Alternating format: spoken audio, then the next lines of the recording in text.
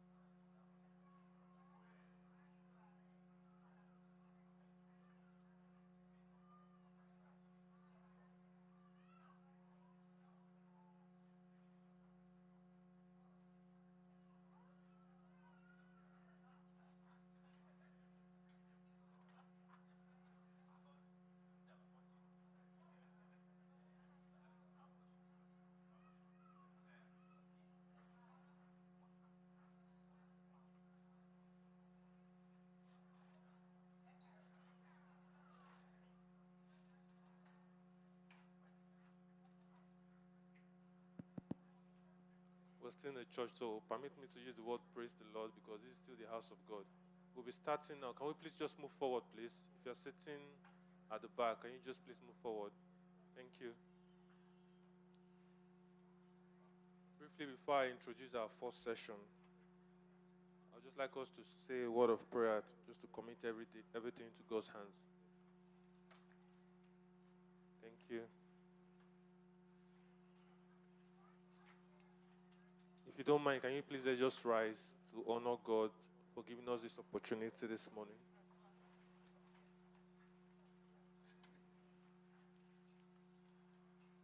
In Jesus' name, our Father, we thank you for today. We thank you for another opportunity to gather, to share, and to learn. Father, we ask that you speak to us in the name of Jesus. We commit every of the facilitator into your hands. We ask that let your hand rest upon them in Jesus' name. We ask that let this, by virtue of this meeting, let there be open doors in the name of Jesus. Let there be increase in the name of Jesus. Let us speak for our generation. Let us influence our generation in the name of Jesus. Commit today into your hand, Father. We ask that you have your way in the name of Jesus. And above all, let your name alone be glorified. Thank you, Ancient of Days, for in Jesus' mighty name we have prayed. Thank you very much. Please sit down. So briefly, we're going to start in the first session now. I'm not going to be reading the profile of everyone, but you're going to see the slide on the screen. But we're going to be starting with one of the facilitators. His name is Dari. He's a business analyst. After Dari, we'll be talking about Gabriel will be coming up. Gabriel is a data analyst. After Gabriel, Comfort will be coming up. Comfort is a project manager. And after Comfort, Yomi will be coming up. Yomi is a software engineer. I won't go into their profile now. They're going to tell you about their experience and we'll learn. After, they all have 10 minutes to talk. And after each of them have spoken, that is after 40 minutes, we're going to have 20 minutes for question and answer. So if you have any question and answer, please just write it down. Wait till after they've spoken. Or you just, then we can now take the question. It's going to be 20 minutes for question after they have spoken 10 minutes. I believe we are all clear, please. All right, thank you. So I'll be calling up on Dari now. Dari, please. Thank you.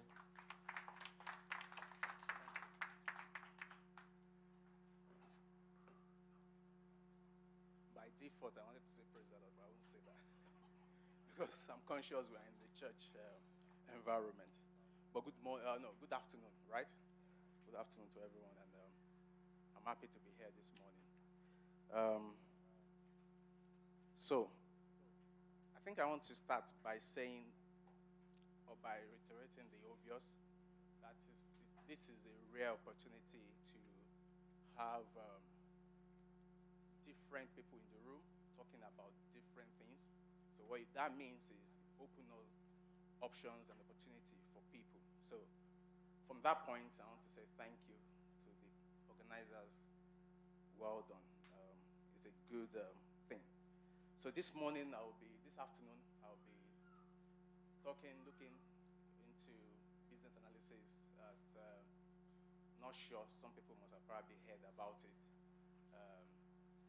But I'll just give you an overview of what it is, business analysis, who a business analyst is, and what they do, and the opportunities, the progression, career progressions in there. And I will end it up with the obvious thing, what we want to know in terms of the earnings, potential earnings you could have from it. Okay. So I'll start with by telling us what business analysis is. Okay? So business analysis basically involves identifying business needs. Okay? It's around identifying business needs and trying to, as much as possible, give options, so solution options to the organization. So that is what business analysis is. So basically, an organization, they've got a problem, or they are trying to look into a particular thing, and you are trying to, as much as possible, identify the needs, what exactly is the problem, and you then help them to look at it using your analytical skills to understand and give them options. Then the business will then identify which option is suitable for them. So that is what business analysis is. Some people will tell you business analysis is around bridging the gap between the IT world. bridging the gap between the business and the technical team. So basically, as a business analyst, you're working or understanding what the business want. You understand the business language. You then translate the needs of the business to the technical guys for them to understand exactly what the business want. Okay? So that is business analysis basically. Then, who is a business analyst or what do they do? So, as I said, the liaise between the business, okay, and the IT guys, the technical guys. In doing that, you cannot translate what you yourself don't know. So it is important as a business analyst to understand quite well what the business wants. Sitting down with them to understand exactly what they want. Often at times, most of us, at some point or the other, we've been involved in business analysis and we don't know it. Okay? I'm sure that at some point, you must have gotten a requirement from someone.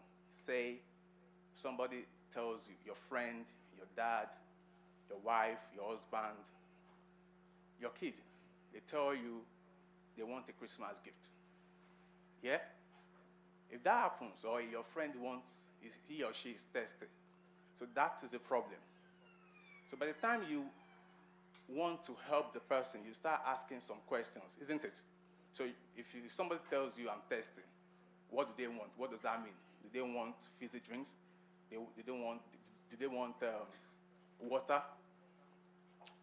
You trying to understand exactly what they need. What you are doing there is business analysis. Does that make sense? So by the time you start probing further into, if the person tells you, I want water, then you start getting which one? Is it still water? Is it sparkling water? Isn't it? If the person tells you still water, then you start talking about the size. Do you want 50? Do you want 100? Does that make sense? You drilling down, and the reason why you're doing that is because you want to make sure that by the time you get the person the water, it's exactly what the person wants. Does that make sense? So if I tell you, or if your friend tells you they are thirsty, and you go ahead out of your own generosity to give them Coke, then who told you that Coke, that's what they want? So that is what business analysis does. Okay? They try to understand exactly what the business wants. Okay. So let's then talk about people that they work with. As you can imagine, when you're trying to, in an organization, you can't be by yourself. Okay? You have to work with some people, isn't it? And the first set of people that you work with, they are called, business stakeholders. You must probably heard, or if not, stakeholders. You could have business stakeholders, project stakeholders, but I'll try and I won't really go into it. But basically, stakeholders, anyone that has got interest in whatever project or whatever thing you're doing, obviously is a stakeholder. Yeah? So in a church setting, who will be your stakeholders?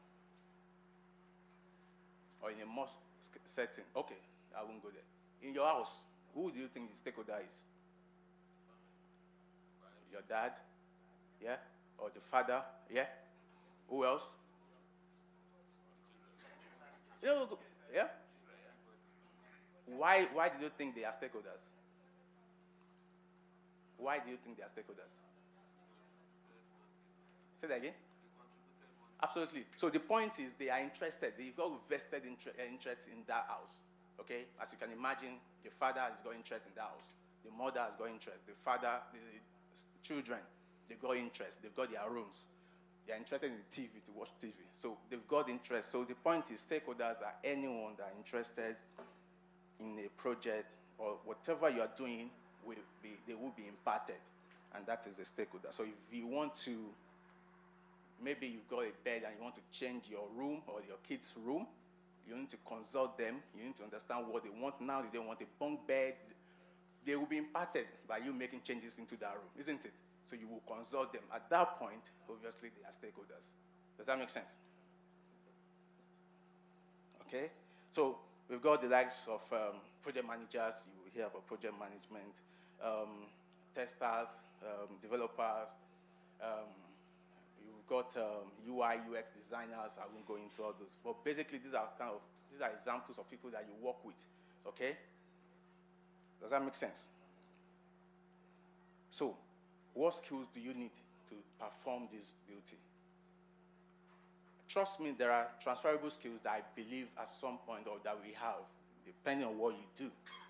If you currently work as a customer service representative, if you work as a carer, whatever thing you do, there will be transferable skills. And I will mention some skills that you need, that you can begin to look into what you do now and begin to identify which of those skills that you think are transferable. Does that make sense? The very first one, the obvious one, is communication skill. And you cannot tell me that you don't have communication skill. And what that means is basically you are able to communicate with people. So if you are a sales rep, if you are a carer, if you are, name it, whatever job, if you are a nurse, anything that you do, you communicate with people, isn't it?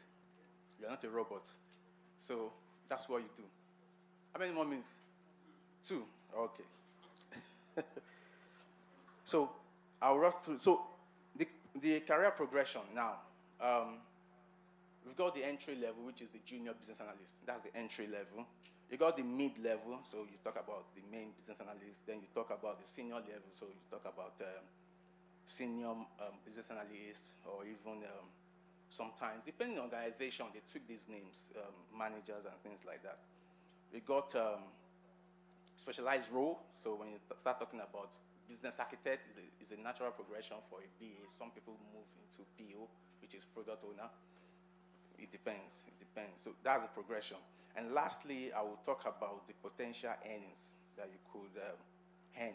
So for an entry level, it depends. So this that I'm saying, it depends on the organization. Some people just pay more. Some people don't pay. It depends on what you get. So for an entry level, you could get around up to maybe around 40 or thereabout. For a mid-level, you could get up to around 50, 55. For a senior person, you shouldn't get anything less than 55, 60, up to about 70, 75. And for a specialized, like architect or a manager, then you start talking about 80K and above. And that gives you like an overview of business analysis. But to get into it, I know there are trainings that you could attend. There's a whole lot of them outside. But what I would advise is when you are trying to get into one, make sure it is the one that will support you through interview. Make sure it is the one that will support you through your CV, because you want to make sure that they can do all this, not just chuck the training at you. And that is very, very important. And I will leave it at that. I think there will be opportunity to ask questions, right? Thank you.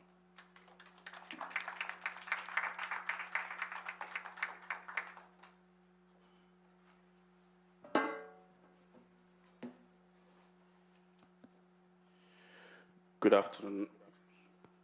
Good afternoon, everybody. My name is Gabriel, and also my name is Tosin.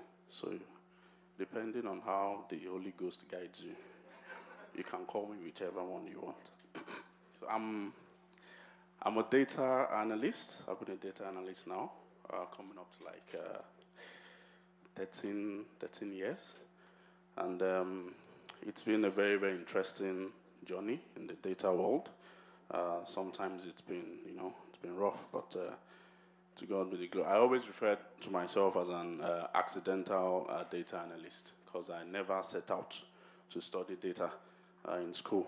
But along the line, I just found myself doing data, and it's been very, very interesting since I actually started.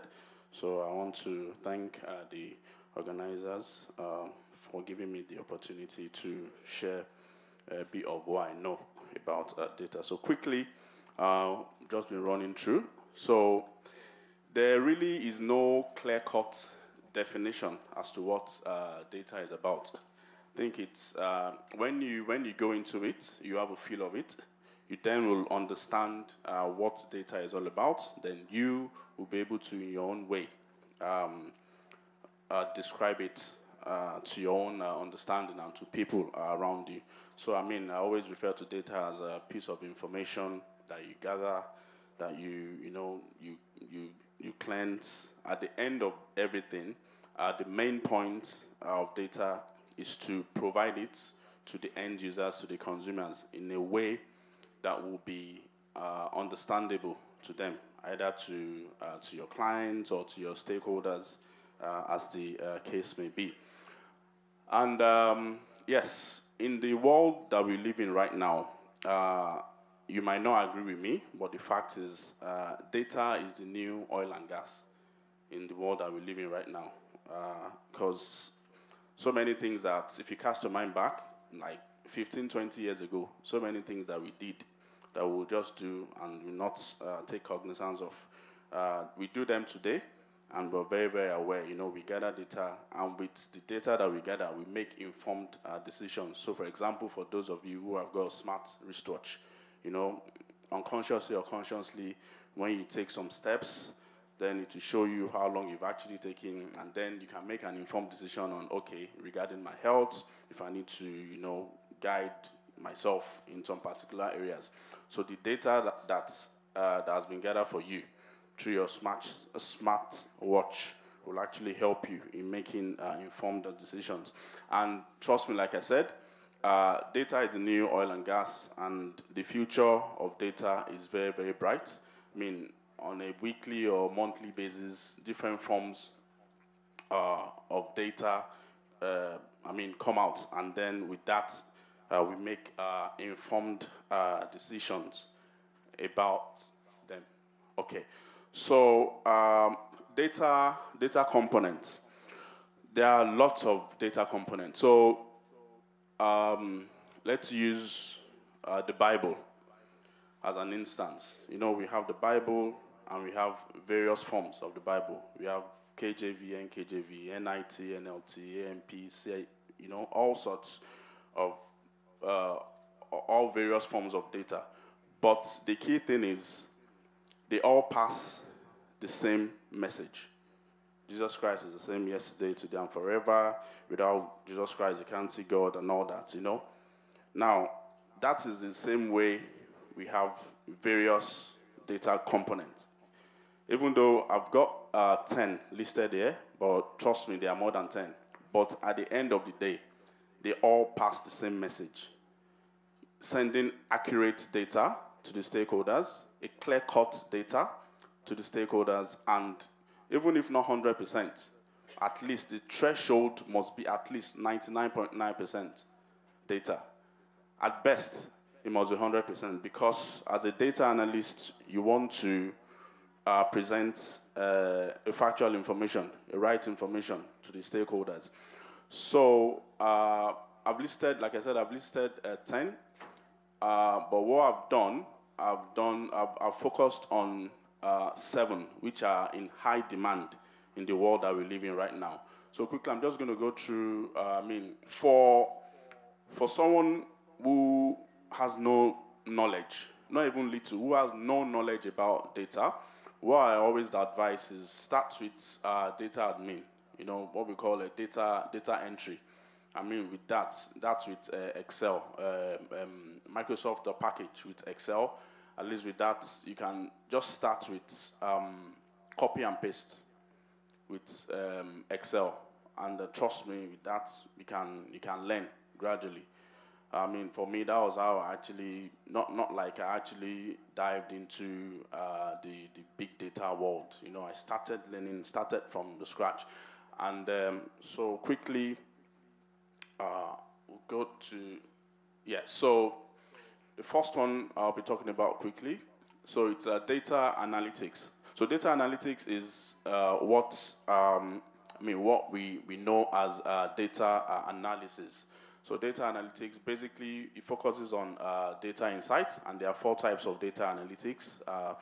And the most common, which I'm sure maybe consciously or unconsciously people don't know about, is the predictive one. Take for instance, you pick up your phone, you go on a website, you search for something, probably you're thinking of buying it or not, say you look at it later, then you go to any of your social media accounts, and that same thing which you search for, in that website just bumps as an advert on any of your social media accounts. For every time you open your Twitter, your Facebook, your Instagram, just feels like maybe some people are following you. They are watching what you're doing. So that is predictive analytics.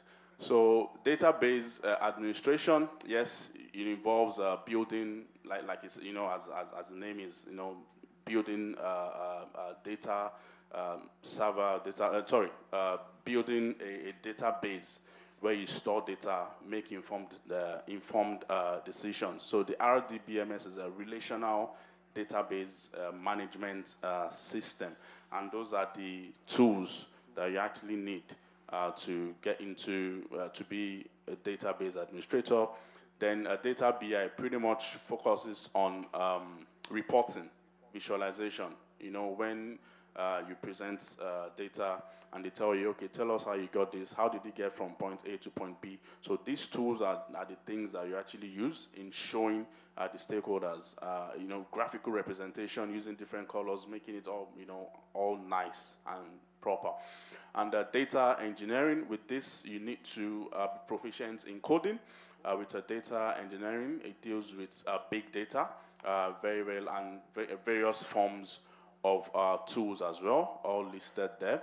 And data governance, a very, very interesting one as well. It's a very, very large one. It's a life cycle of data on its own, from start to finish, from gathering the data, cleansing the data, storing the data, sending out the data to specific people, and it's always headed by either, they're called a data steward or a data owner. And then you have data modeling as well. Again, this one talks about data diagram stored and organized in a precise way. And then data science, also you need to be proficient in coding as well with data science.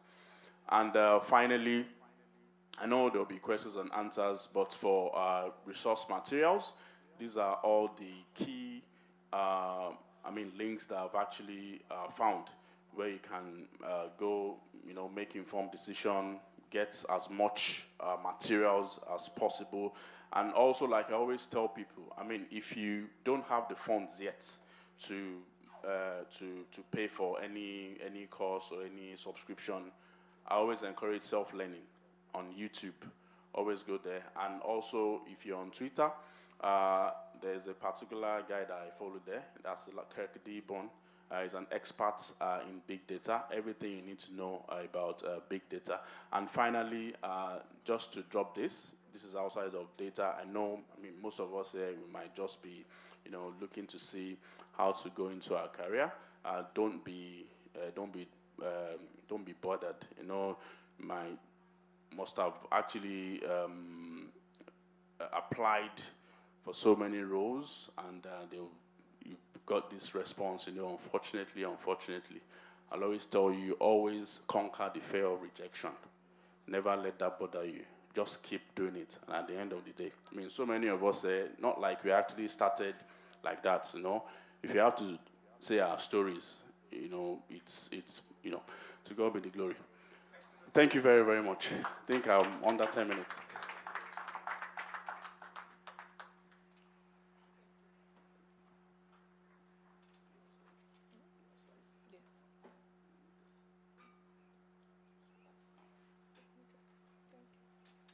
Hello, everyone. My name is Comfort. That's my first name. My second name is Muturaya. So feel free to call me any of those two.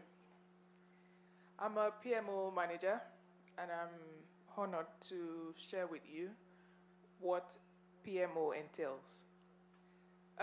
If we go to the slides, please. Sorry. I will try to quickly run through.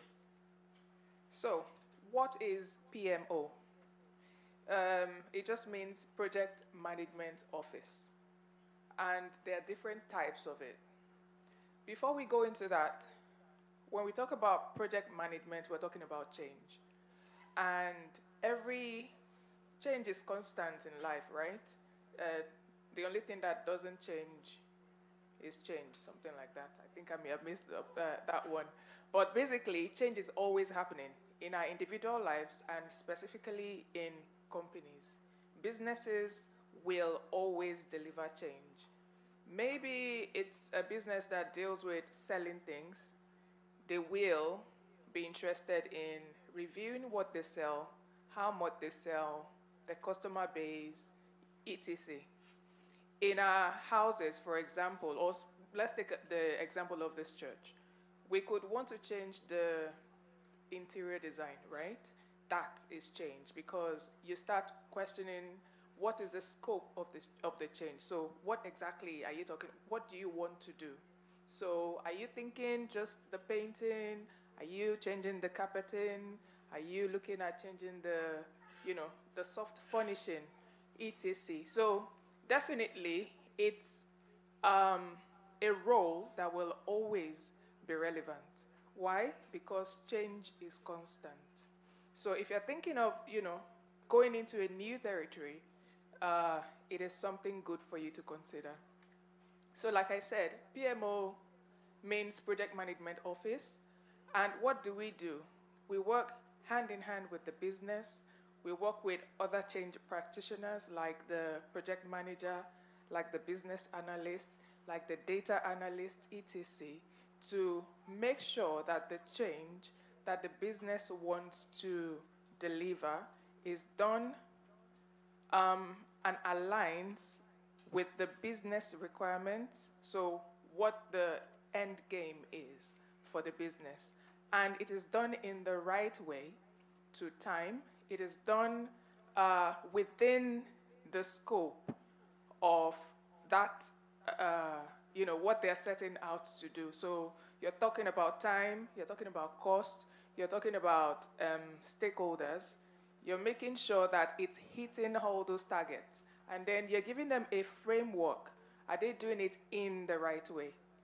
So when we talk about PMO, it's a generic word that is used in different situations to mean different things.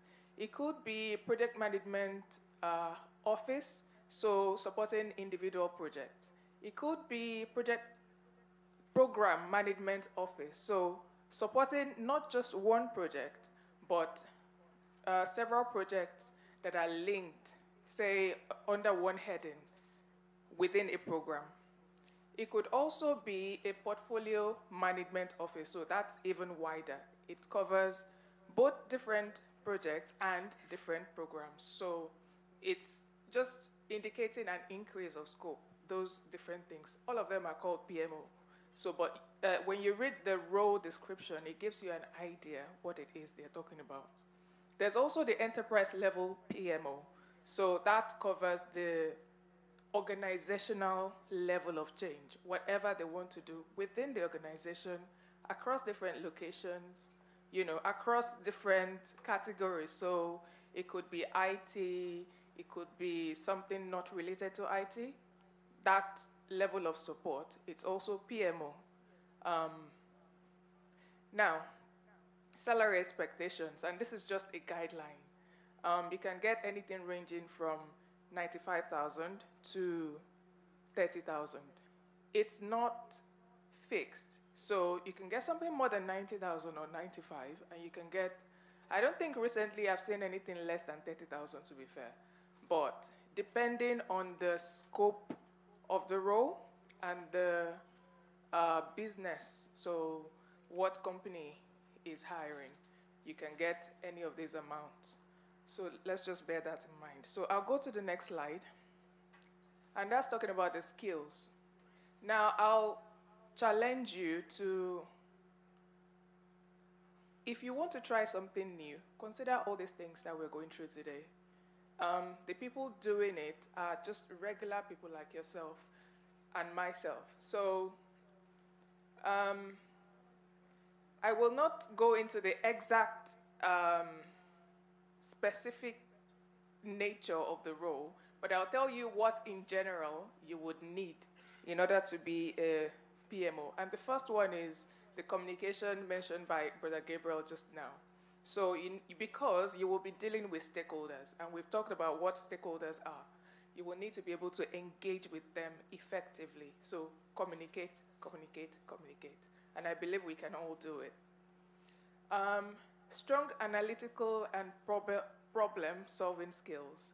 So, we've just talked about data. In project management or delivery of change, you are very much likely to need to deal with data. So if you just start with Microsoft Word, Excel, PowerPoint, because you want to pass information across and you want to be able to profess solutions to problems, then you will need analytical and problem-solving skills. And sometimes, when you look at job descriptions, they call it something big, but when you break it down, it's really simple. I want to go from here to, I don't know, Milton Keynes, problem-solving skills. Do I walk? Do I have the energy?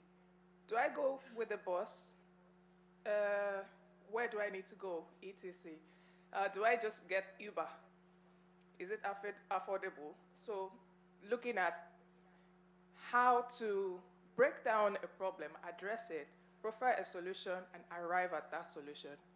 Next one is be able to work independently as well as part of a team, because parts of the role will involve you working alone, and some parts will involve working with a team. So be flexible in that way. Be detail-oriented with the ability to see the big picture. So similarly to what I've just said, you can work alone, you can work as a team. You need to be detailed, focus on the nitty-gritty, but at the same time, zoom out, see the big picture. So you should be able to do something like that. And the last one, be organized. As a PMO, you need to, be organized, really. How do I explain that? Just know what needs to be done, when it needs to be done, be able to communicate that, and be able to meet deadlines. When we talk about change, usually there's a deadline. If there was no deadline, let's just say that's life. And even life has a deadline, right? When we move from this phase to the heavenly one. So, useful certifications, I've noted those there, and I'm hoping that we'll be able to get hold of the slide at the end of the meeting. And yes, like was already mentioned, there's a lot of useful information online. So please feel free, Google is your friend. You could just type that in. You could go to YouTube, and there are some professional certifications that you can do. Not necessarily all at once. Just look at what is available and see where you want to start. The sky is not the limit. Thank you.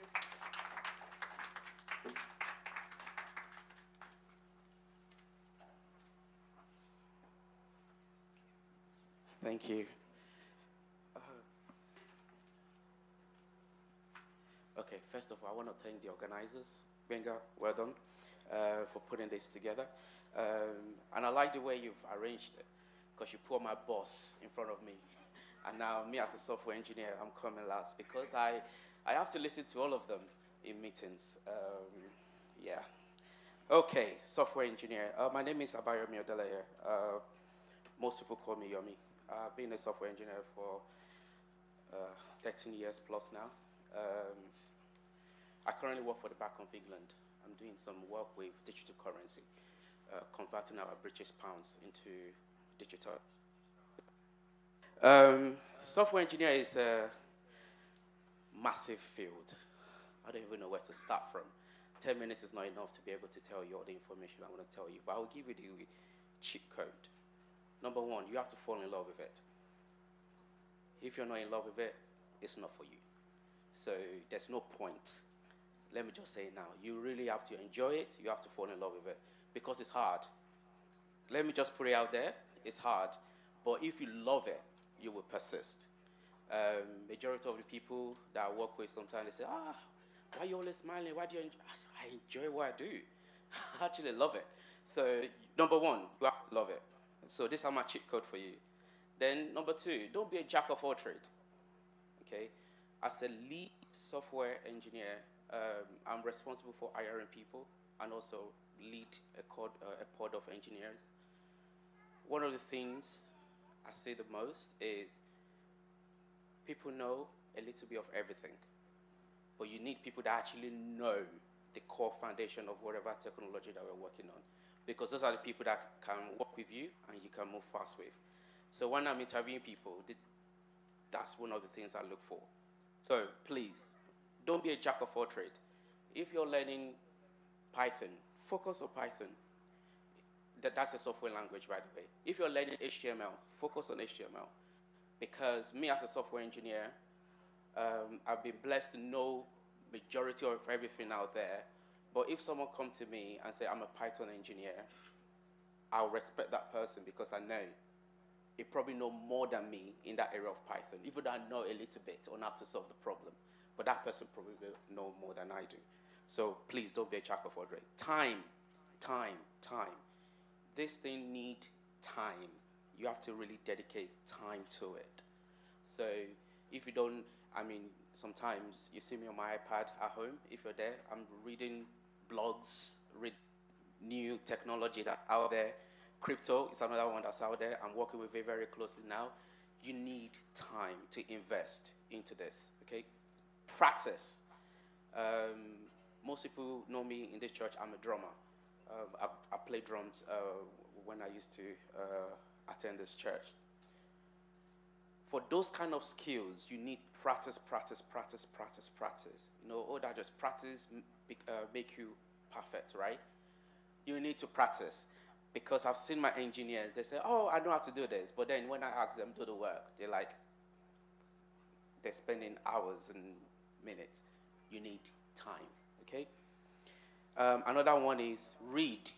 You need to read a lot. Read a lot about what's new, what's coming.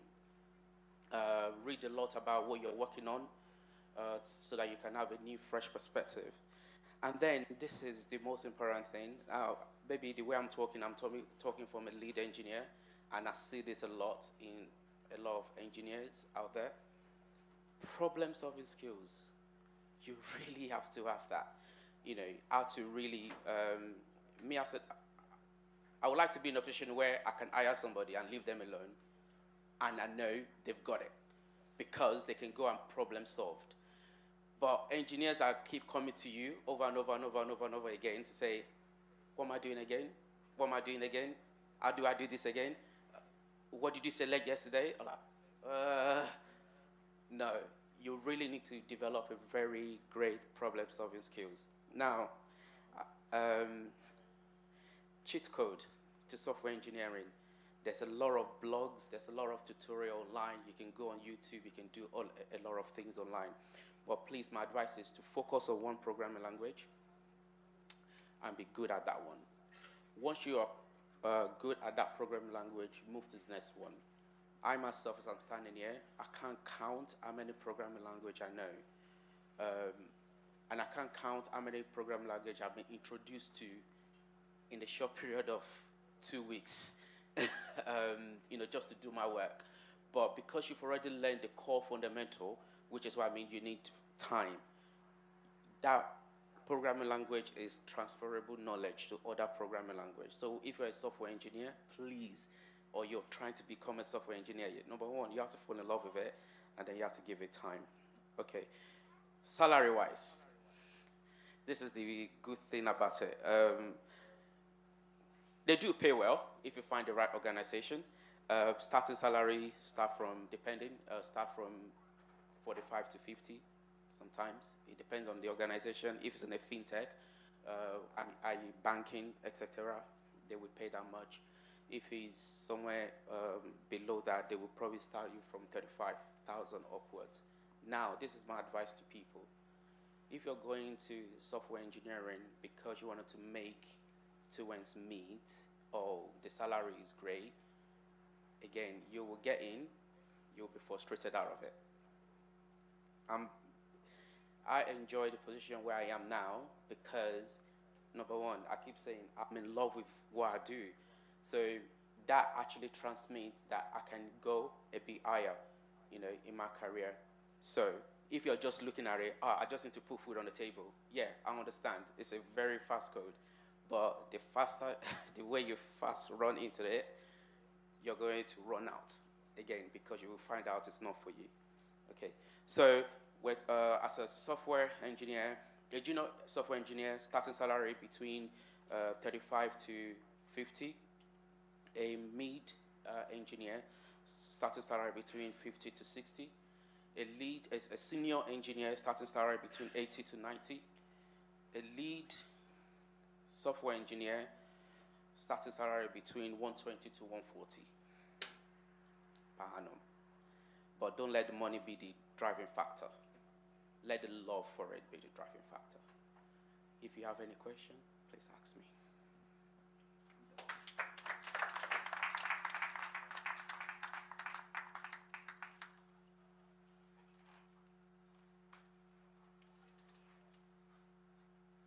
We're going to the question and answer now. So if you have any question, please, can you raise up your hand? Sam. Okay, we have one person, two. So we just have two people, 3, 4, okay, 5. Okay, so before we go into the question and answer, please, just in case you need water, tea, please, you can help yourself at the back. We're not going to be having a time for tea break or something, but just help yourself at the back. So please, first question.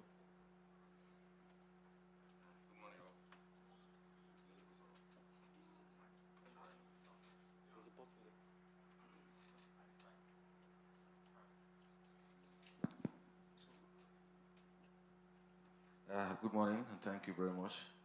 I have just 2 questions here. Just want to know the difference between business analyst and project management, because they seem to be talking of the same thing. And secondly, Tosi did not tell us the earnings on the data analyst. We are interested in that part.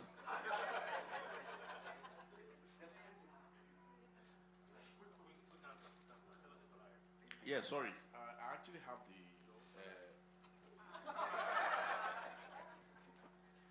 have the salary guide for all the roles. So for data analyst, data analytics, you're looking at again, it's not standard. It varies from organization to organization, private sector, public sector, and all that. But the base is data analyst, 42,000 per annum. For database administrator, 50,000 per annum. For data governance analyst, 45,000 per annum.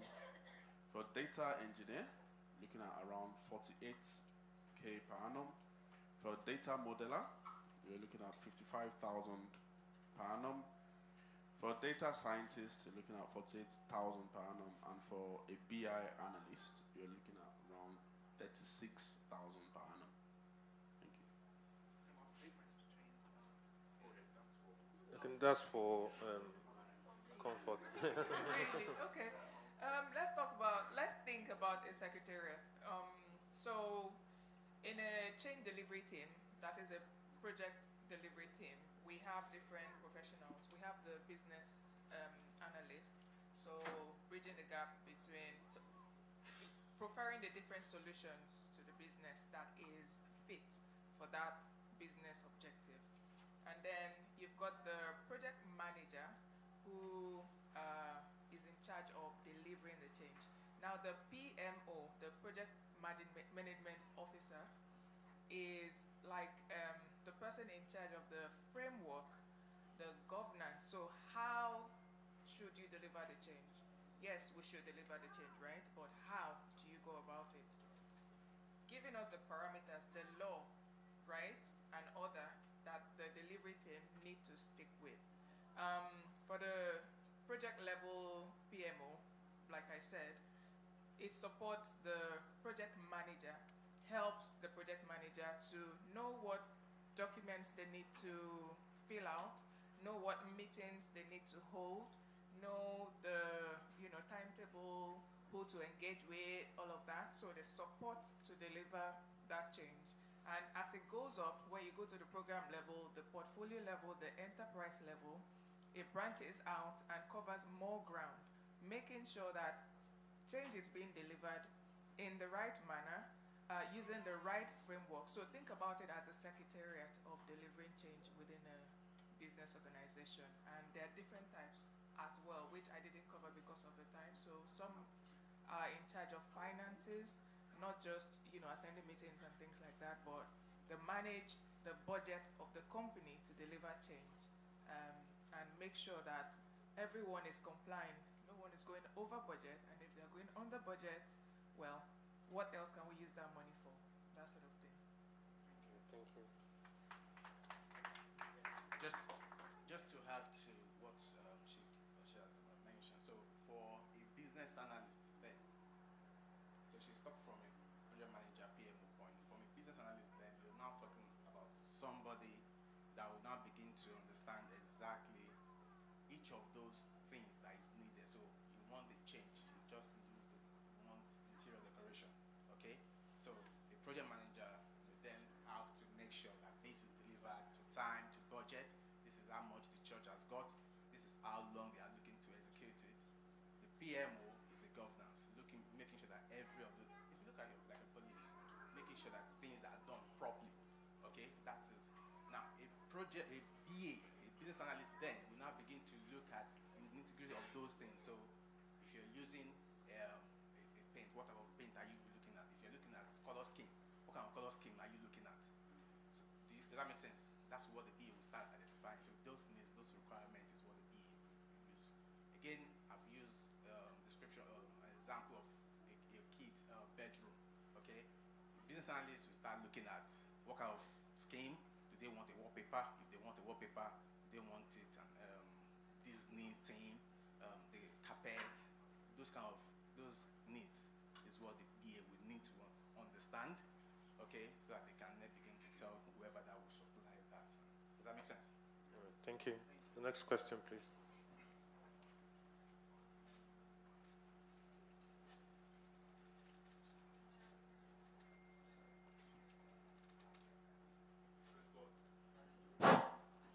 For the software engineer, for those who has the skills, where can they find a good job in the UK here?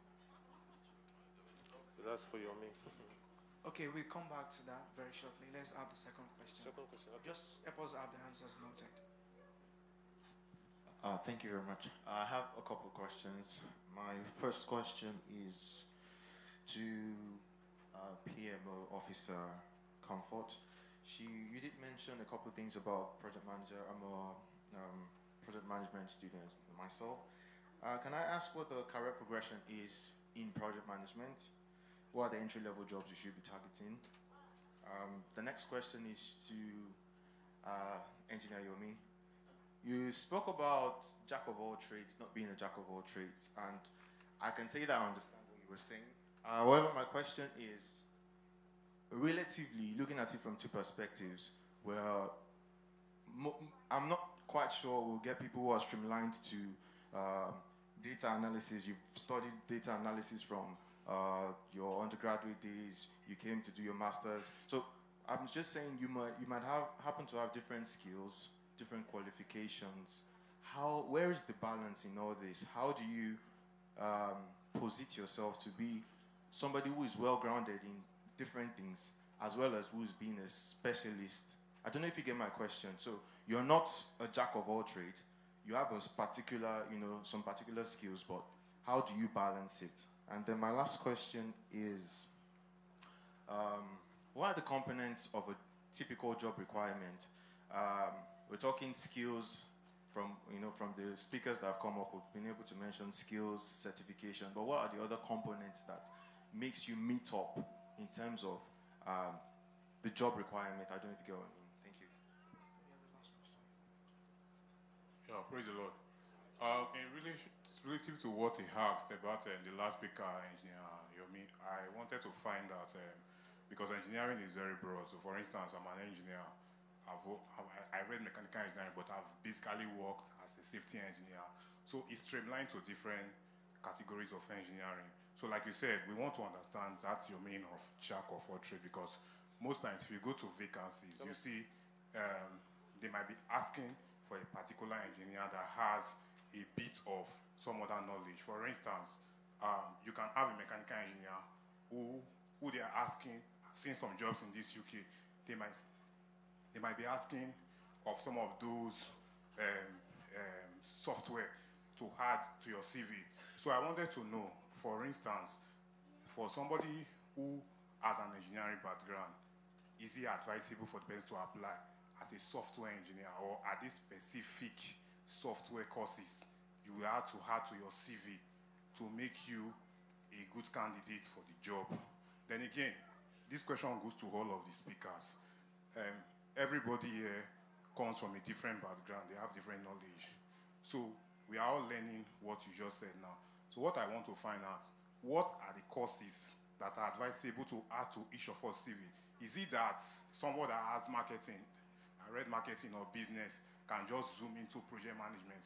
We need to understand what are the courses that we need to do online to add to our CV, just to boost our effort in looking for jobs that meet up some of those criteria and those kind of money we are looking for that made us here to come here. Thank you. Thank you. Yomi, let's just take the last question, so we'll just answer it once. Any other person? I think there was someone here. You have a question? Please, that's the last question so that we can. So that we'll just take the response once. Please, who has question? Do you have question? Daddy.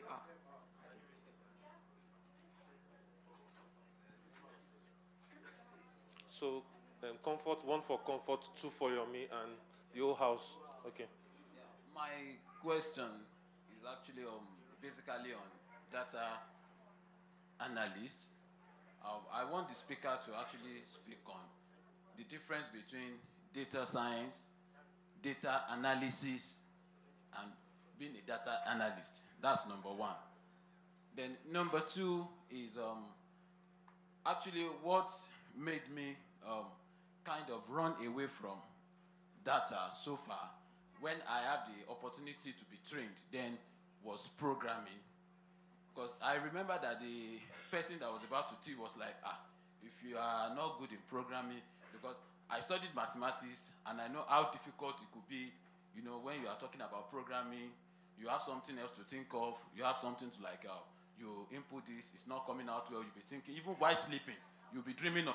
Please, can you make your question straight because of our time, please? What is the relationship between data analysis and programming? Is programming an obstacle for one to become a data analyst? And that's for Dari. Okay. The last question.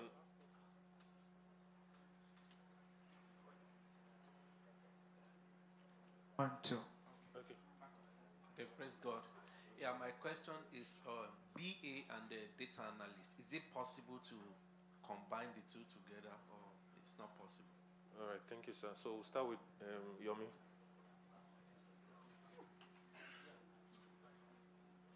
Okay, can everybody see me? I wanted to see you as well, and yourself. Yes, okay. What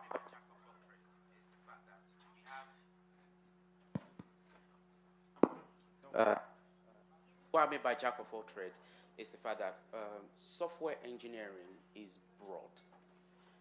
We have front end, we have back end, we have database, we have modeling, which is to do with mathematics. We have analytical software engineering. We have AI. We have the AI part of it. Software engineering is broad.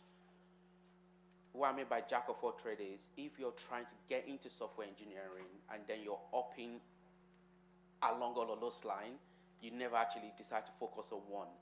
Your entry points could just be front-end engineering, where you're writing React, HTML, CSS. Now, I've just mentioned 3 programming language along front-end engineering now, right? What I mean by don't be a jack of all trades. If you want to focus on front-end, focus on it. If you want to focus on back-end, focus on back-end. If you want to focus on database, I know some engineers that they are so good at writing SQL stuff. They're they know what I'm talking about, and they can do a whole lot of information, a whole lot of things from just learning that. So if you decide, oh, I would just wanted to be a software engineer, please just focus on one channel. That's what I mean by that. Did that answer your question, sir? Cool. Yeah? You good. You asked another question about. Thank you. Thank you. Thank you. Thank you. And then somebody asks about how do we even apply for this kind of job? There's no magic wand.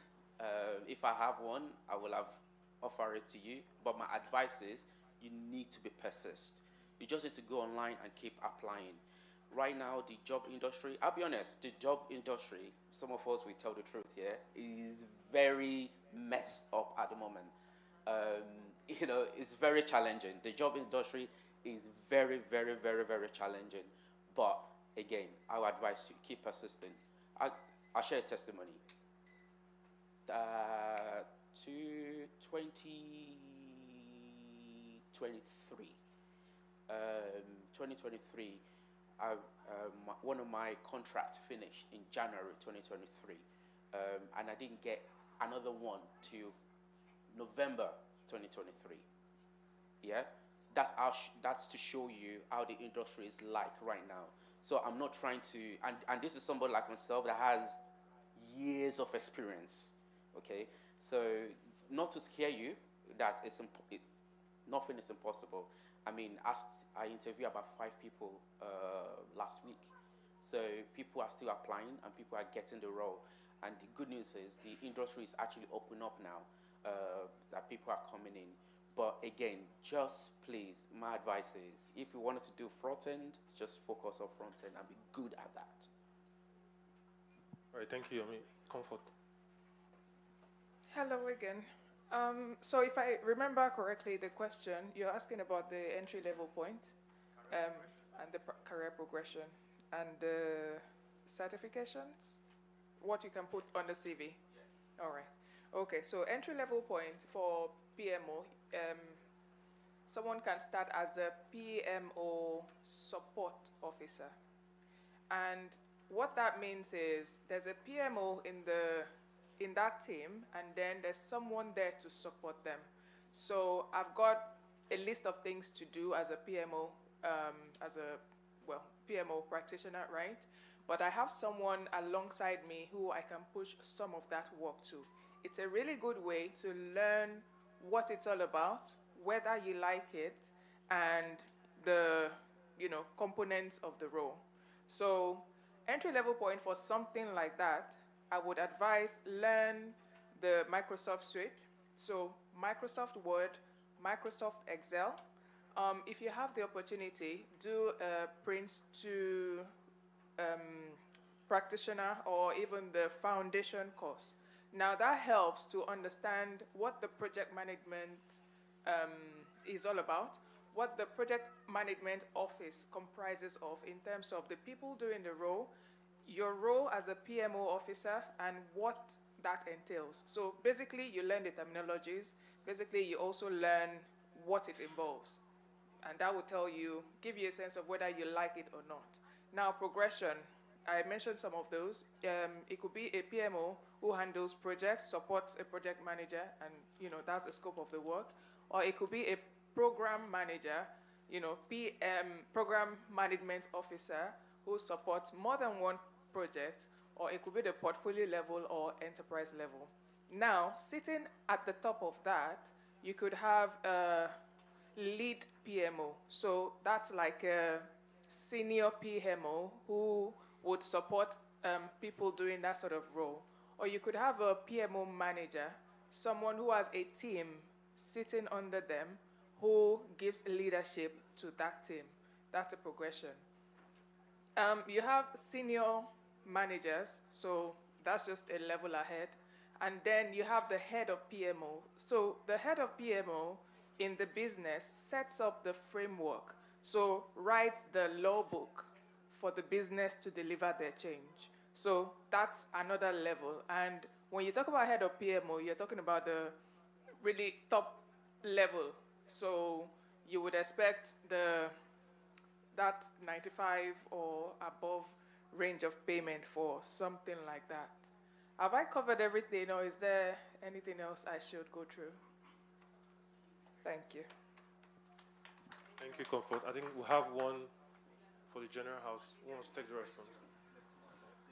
There's one question that I think Mesh asked, that where exactly can we apply to? Do we have any subjection of complaints and all of that they can apply to? So. I think data, we have one question for data and business analysts, right?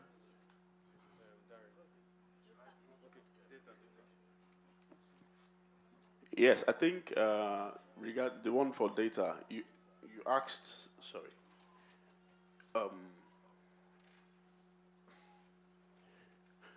You asked about the difference between data analytics and data science. So what I would say is they've got similarities and they've got differences. The similarities are that both of them, they involve big data, and they involve some tools. I mean, like machine learning, for instance. You can use both. But what stands them out is that with data analytics, like I did mention earlier, although there was no time, there are four parts of data analytics. You've got the descriptive, diagnostic, prescriptive, and predictive. So that's for data analytics. So it depends on where, like, your strength lies. Like for me now, I do more of diagnostic analytics. That's finding out the reason why data has actually gone wrong and how to correct that. Now, for data science relies heavily on coding. Because with data science, what you're focusing pretty much on big data, you're mining data, statistical concepts. It's very, very deep. I don't know much about data science because when it comes to programming, writing codes, and all that, I don't want to stress myself because even SQL alone is big headache. So when you now add Python, Visual Studio Code, and all that, I know Yomi will know what I'm talking about. So I try as much as possible not to go into it. So yeah, like I said, there are similarities, they are interwoven in a way, but there are differences between that. So like I said again, with data analytics, there are 4 stages. So it's up to you to, if you can know all the 4, that's very, very fine. But with data science, you're talking about statistical concepts, AI, machine learning, so programming. If you want to go into data science, so my brother, like you said you ran away from something. If you want to go into data science, don't run away from it. You have to focus very, very well on it. So I don't know if I've been able to answer the question. Yes, is that like programming is a prerequisite for data science? Yes. It's not a prerequisite for data analytics, right? It is in some parts of data, like for prescriptive. You need to know about prescriptive analytics. You need to know about like machine learning, Python, for instance, or R, or Hive, Hadoop, Scala, and all that. But with data science, it's pure programming. Pure. Just run. If you want to run. So I think, have I answered? Okay, all right. All right, thank you. Okay, you still want to say something? Oh, we're short of time. My brother, please don't run. Don't run. Don't run. You just have to fall in love with it. I like what he said because I love data. I mean, I see data all my life, and I love data. And I like to write something to make to understand what that data actually means, or what it represents. You just have to fall in love with it. Honestly, that's the thing. Fall in love with it, then you'll be fine. And then how to apply for these roles. Google is your best friend. I'll give you some pointers, Indeed, LinkedIn, and all those things. But you can go on, but there's job boards out there that you can apply from. Benga will give you a list of job boards. But again, it's not what to apply for. yeah, it's another skill set because another people just CV get back. Thank you. In 1 minute, please. Yeah, I think somebody was asking, can you combine B and D? Data science, data. No, can you combine? Can you combine? Yes, you can combine. So there are roles, you hear something like business data analyst. Okay, so basically, that's a business analyst that's got data analytical skills. Okay, whether you are a BA or whether you are a business analyst or a data analyst, there are skill sets that cross paths. So, for instance, stakeholders. You speak with stakeholders, communication skills. So you still need it. So yes, you can, and you are a business analyst with a data analytical skill, or you are a data analyst with a business analytical skill. All right, thank you. So we're going to the next session now. This is how we're going to do the next session. Please, if you have a question, just write it down because of our time. If we start passing the mic, we're not going to leave here today. So the next session, Tunji will be talking to us, an health and safety specialist. After Tunji, Ayo will be coming up. She's a clinical research associate. Then after Ayo, Wale will be coming up as a social worker. Thank you.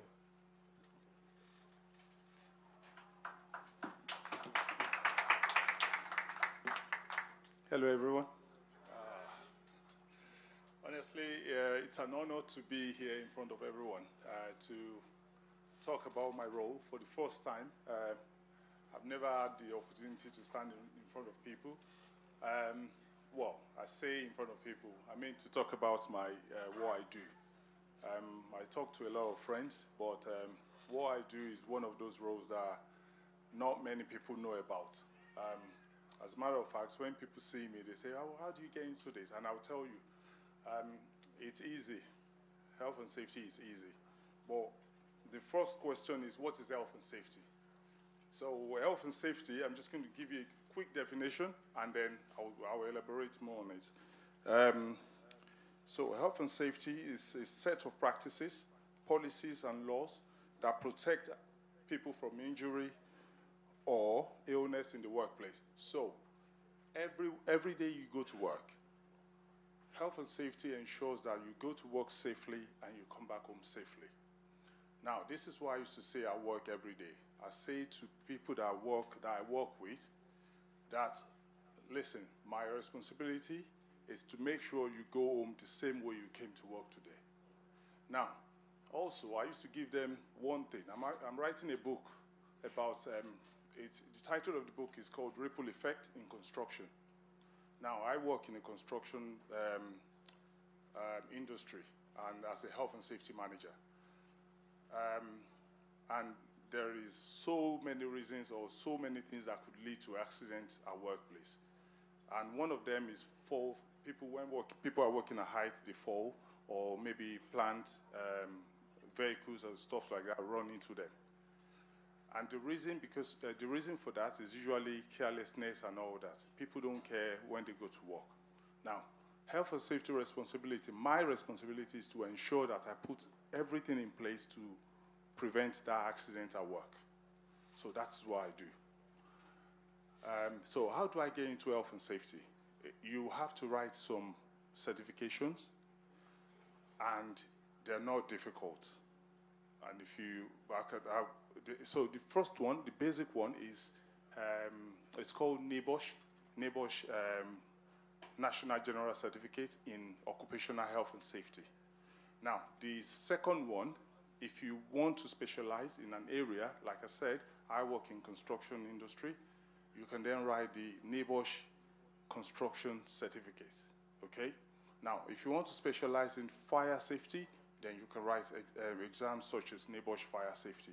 And then we have environment, we have oil and gas, we have so many. So to develop in health and safety, you can then start writing exams like Diploma in Health and Safety, MSc in Health and Safety, and all that. It pays a lot. It pays. Health and safety pays. And you can own your own business as well, okay?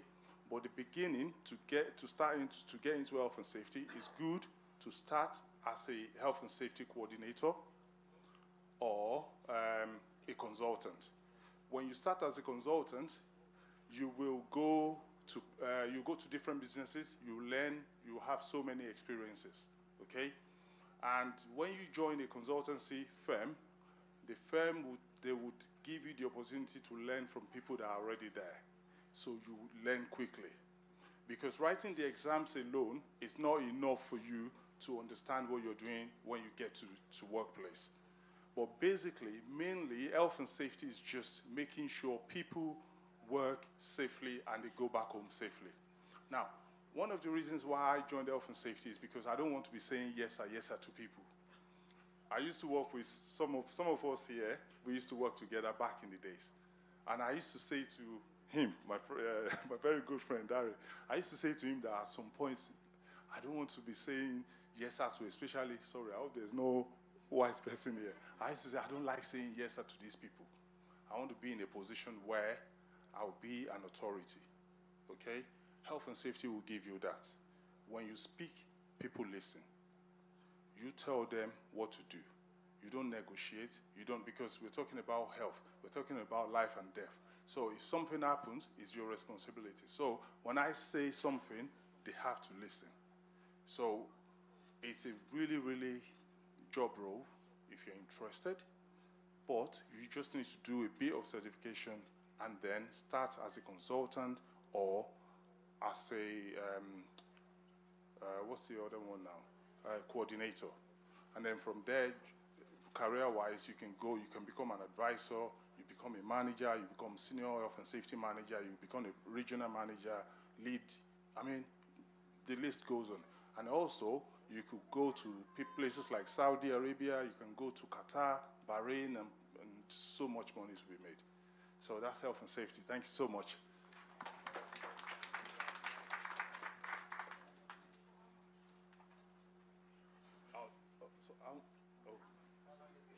Okay, so salary expectation, like I said, you can work as a contractor or you can work on a permanent basis. Salary expectation, you can meet, the minimum you will probably get will be around 35,000 as a consultant or as a coordinator. Well, I know in my firm, coordinators get about 40 grand plus, and most of the roles come with other packages like car allowance or car. They'll give you a car or you get a car allowance. So a coordinator in my workplace gets about 45 grand plus car allowance. And then for every journey you make as well, they pay for mileage and stuff like that. So, and then as an advisor, you probably get about 55 grand, and then as a manager, you probably on like 65, 70, and so on. Thank you.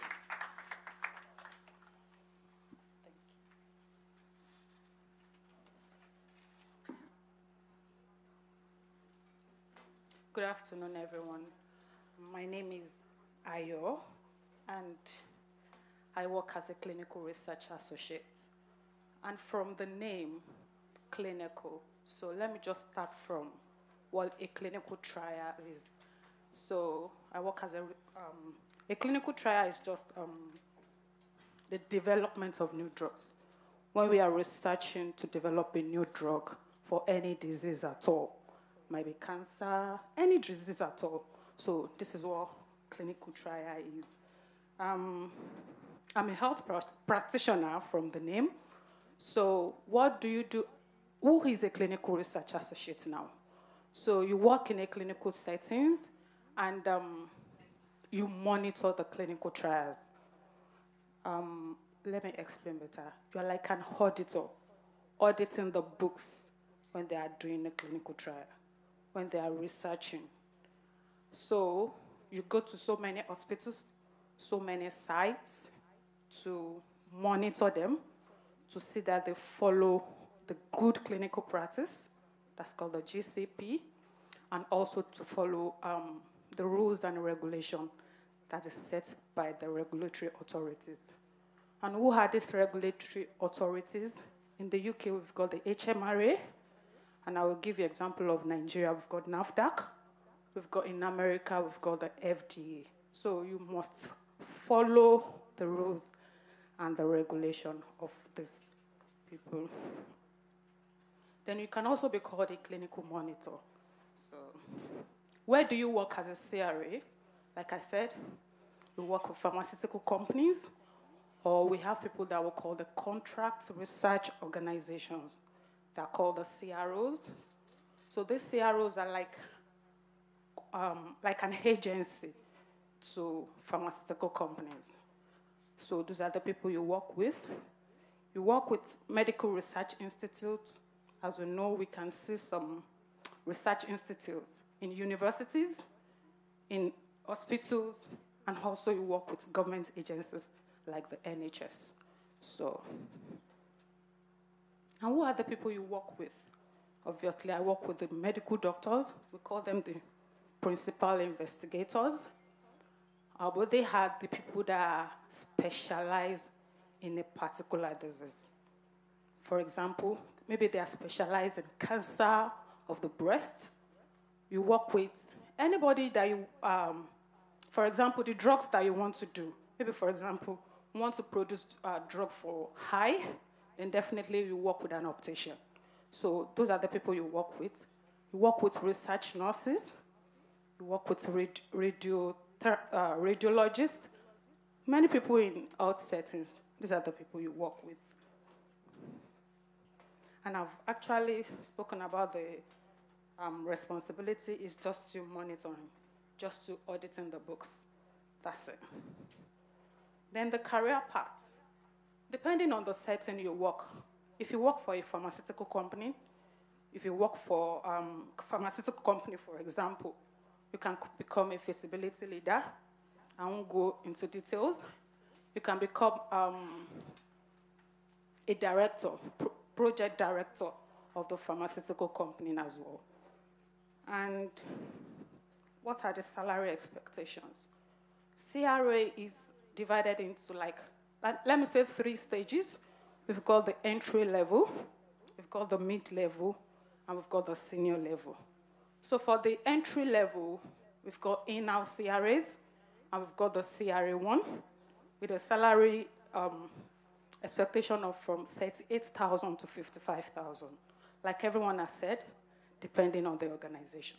If you work for a pharmaceutical company, definitely you'll get paid more. But if you work for like NHS, your pay may be a little bit low. But depending on the organization, and if you work for CROs as well, you get paid that amount. And for the mid-level, starting from the CRA2, and we've got a senior CRA1. Then from there, you can begin to earn like 55,000 up to 75,000, depending on the organization. And if you work as if you are a senior CRA, which is the 3rd level, you can have a principal CRA, lead CRA, then you earn from 75,000 and above, depending on the organization. And it involves a lot of traveling. So if you don't like travel, it's not for you. But if you enjoy traveling, yes, because you go to so many countries just to audit and to get the books clear. Then one more thing, how do you get in?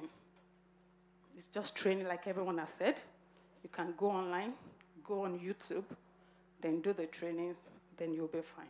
Then for the skills, it's just as everyone has said, the most important one is a good communication skill, because you speak with people, you speak with the scientists that have the idea of developing new products, you speak to medical doctors, so you have to have a good communication skill. And I think that's all from me. Thank you.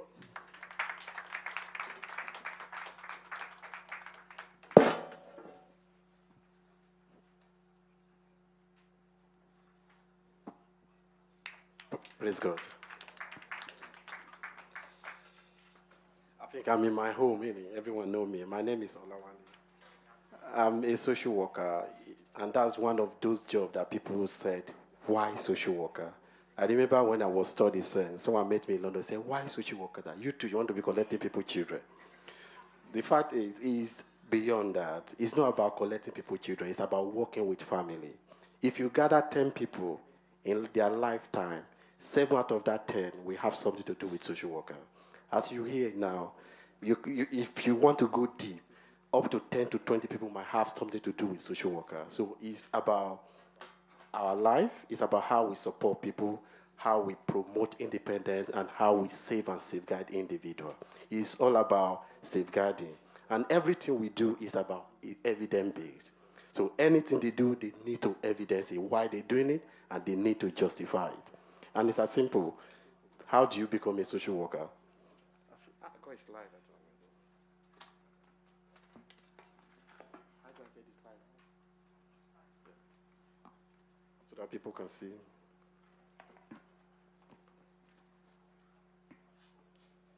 And who are the people we work with? We work with vulnerable adults. It can be children, it can be young adults, it can be old adults.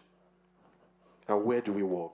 We work in local authority, hospital, it could be private NHS, and it can be NHS. For example, you know of St. Andrew, you know of Signet House, and you know of local authority, which is your council. So a lot of people work in council, which is statutory social worker, while some people work with St. Andrew. What happens is, if you're a social worker working in a place like St. Andrew, when something happens or safeguarding happens, you raise it, you triage it, you decide if you need to go to the local authority. You send to local authority, they triage it, they decide to proceed it to Section 42 inquiry. That is when you see the social worker will now be on the individual neck, because someone have raised it and someone have seen the need to proceed it for inquiry. Bro Binger, how do I get there?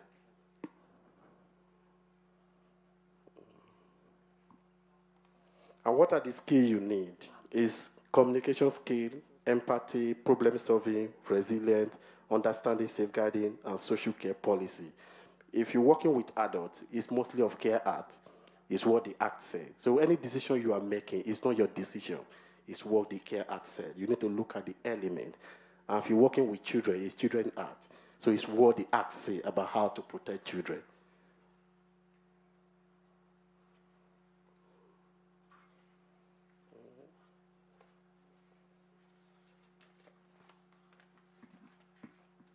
How to become social worker in England. With a university degree, you obtain a relevant degree, complete a BA or MA in social work from an approved university. Course must be accredited by Social Work England. You need to gain a practical experience. It could be a university course, placement, or social care setting. You can volunteer via voluntary organization like charity or to build your skill. You need once you get the certification, you need to register with Social Work England. That's when the university will send your certificate to them. They will register you because you got a registration, and that's your pin to protect. So if anyone put my name on the register, you will see everything about me. So that is how I work. Every professional have a registration that they need to protect. That's why when making decisions, you need to ensure you're making the right decision and you are protecting individual. And without university degree. So a lot of people said, oh, I don't want to go to school, but I still want to become a social worker. It's possible. It's possible. It can be through your job. For example, if you're a care assistant, you're a support worker, working with adults or working with vulnerable children. So a lot of organizations, for example, local authority, there's something they call Step Up, whereby you're already working in that profession. Maybe you're working with a particular local authority, you are not a social worker, you can be assistant social worker, or you can be their support worker there. So what they do is they can roll out a program whereby they sponsor you to go to school. While you are in school, you are getting paid. So you don't need to go through student finance, you don't need to go through any loan. So you are getting your full payment while you're studying. So what happens is you come to work, you learn, you work directly with social worker. Maybe once in a week, you go to university just to study, for you to acquire the skill. So it's as simple as that. And people will ask, so the skill you need is just empathy, communication skill, as everyone has said, problem solving, resilience, and you need to understand safeguarding. When you qualify, the first thing you become an ASYE. That is when you will be given protected cases. So all the cases you are getting are being protected. whereby you're working along with a senior social worker who guide you with your decision making, because it's all about making decisions. That's why you work in a care home and you see someone, why is this person in a care home? He's too young. Because someone have made a poor decision. And once they make that decision, no social worker will go there and change that decision because it is continue. So that is why it's about making decisions, it's about evidence-based. And that's why it's good for individual to challenge any decision someone made, that I don't agree with this decision, I'm challenging it. You have the right. Even if you need a free lawyer, they will support you with all those things. And they will give you an advocate to work with you as well so that you don't agree with it. And these are my reasons why I don't agree with it. They will look at it holistically because someone might have made a wrong decision, which we all do. And after that, you become qualified social worker. Once you become qualified social worker, you're not having your own case yourself. So meaning they give you your case. Yeah. So once they give you your case, you look into it yourself, you read the case, you decide how you want to make decision. But before you finalize your decision, you send it to your manager who will approve it. And sometimes it's down to funding as well. As you know, most of local authorities, they are bankrupt at the moment. So when you are making that decision, you're thinking about the finances and every other thing as well. So after that, you become a senior social worker. Then you supervise other social worker, maybe on ASYE or someone who is still just a newly qualified social worker. And you can become an advanced practitioner whereby you look into everything. Before you look into their cases, their support plan, you approve it, you say this is fine, I want it to change it, I want this to happen, I want this to happen. You can proceed to deputy manager, you can become a manager. And career progression, you can become an approved mental health professional, AMP. So what happened is, someone is going on the street, is on the phone, is very loud. Someone called the police that something is happening to this individual. They take the person to a protected place, maybe suite 136. They call an AMP to come and assess the person. So you as an AMP, what you do is, you call a doctor, you call two doctors, one is psychiatry and one is non-psychiatry. They just give you an advice. You making decision. Oh, it's lousy. If you happen to be someone from Africa, you know we are lousy. You might make your decision in that direction. But if you happen to be someone from other country who don't believe on people being lousy, you can say something is wrong with his mental health. It needs to be treated. So you decided taking this person to hospital. They put you on section 2, try you. If you're still lousy, they proceed to section 3. Before you know it, you're in that place. And from there, you be on section 117, free aftercare. Anywhere you go to, they are supporting you. So that is there. And to be an AMP, you don't have to be a social worker. A nurse can be an AMP, a doctor can be an AMP as well. It depends your career progression. You can be practice educator, whereby when a social worker is on placement, all you do is you lecture them, you work with them.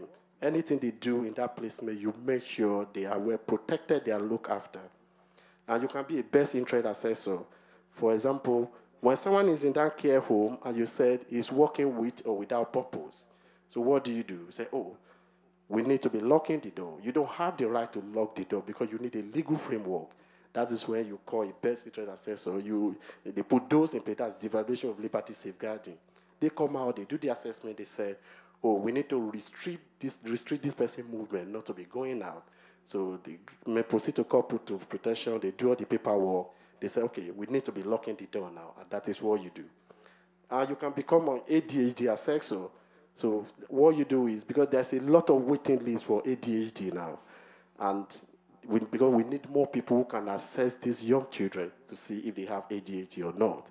So that's why I say everything is evidence-based, and that's why we need more Africa, more black people in this profession, because there's a lot going on. I've been to court for someone who said, I saw God face to face. And because of that, he was detained on that section. So she was challenging it that I saw God. So I walked up to him, I said to him, can I speak to your pastor? But unfortunately, we can't get hold of the pastor. And I said to the church member, you need to enlighten him that he saw God in trance or in dream, not face to face. But because he so believed on that I saw God face to face, there's no way I can help her, because I tried to enlighten her how she saw God, but she did not agree with me. So when we get to court, everyone is said, you cannot see God face to face. It's not possible. He said, I saw God, I talked to him. So I was trying to educate and enlighten everyone that East Africa, we so much believe in, we sing God. What she means is she have a encounter with God, but because it's evidence-based, and the evidence is right in our front, she continues saying, I saw him face to face. And what happened? He has to go back to the hospital detained because that is what he continues saying. So it's all about, it's all about evidence. So what I try to say is, please, we need more Africa in this profession because decisions are difficult. You see a period whereby they take children from people, they send husband out of the house because of a lot of things. But when a black social worker go to that house, he or she might address that situation differently because of the cultural background. I've seen someone say, I don't have mental health. The grandma that is doing me is in my village. You need to kill that grandma first. But the doctor don't believe in voodoo. Even though if they believe in professional setting, you don't believe that. So it's difficult. That's why we Africa in that profession. And if we talk about salary, I work in London, so London salary is different. I know in London the start salary is from 42 to 52. Why senior, manager is from maybe 55 down upward. I'm not certain. Northampton, I think Northampton start from 38 or 39, 40. But I don't work in Northampton not because of the money. I don't want to go in the street and meet my client. And I don't want to go to my children's school and meet that's the reason why I don't. Because where the social worker work, you will find them in school, hospital, it's everywhere. So they work everywhere. So that's why you say your child go to school, they don't come home. It's for a reason. So a lot of things happen. And how do they work? They work smartly. When they call you and report something, what they do, they don't just make decisions. If you have 2 siblings in that school, before you know they've contacted other siblings, they've gotten their information from them. They've contacted your GP, they've got information from your GP. They've contacted everywhere the children go to. They have access to it. So if you work, if you are mental health social worker, you have system 1. You have a card. You got access to a lot of people who are mental health readers. So they check all those things. They do their investigation. And that's why when you are working with them, work with them. So we are there to support family, not to put family away. The major responsibility is to protect and to support family. So it's an easy job if you want to come into, and it's not an easy job if you can't make decision because it's instant decision. Because if you refuse to make decision today, and you were told the child is dead yesterday, that's something for you to live with. So that's the reason. So don't be scared because of, one bomb they are collecting. No, that is not the primary purpose. The primary purpose is for you to work with family. And either you like it or not, 8 out of 10 people in their lifetime will come across with social worker. It could be through their old age when they are going. That day you might be needing social worker to put defamation in place for your property, to defy your property for government to collect it until you die or something happen. So one way or the other, you will still have encounter with social workers. Please, I'm encouraging we, the young black, for us to come to this profession so that we can be making informed decisions to support we ourselves. Thank you.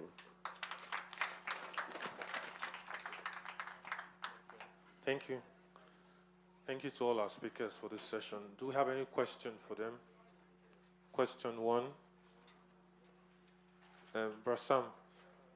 Question 2. Okay, so we just have 2 questions this session. Did anybody write any question down?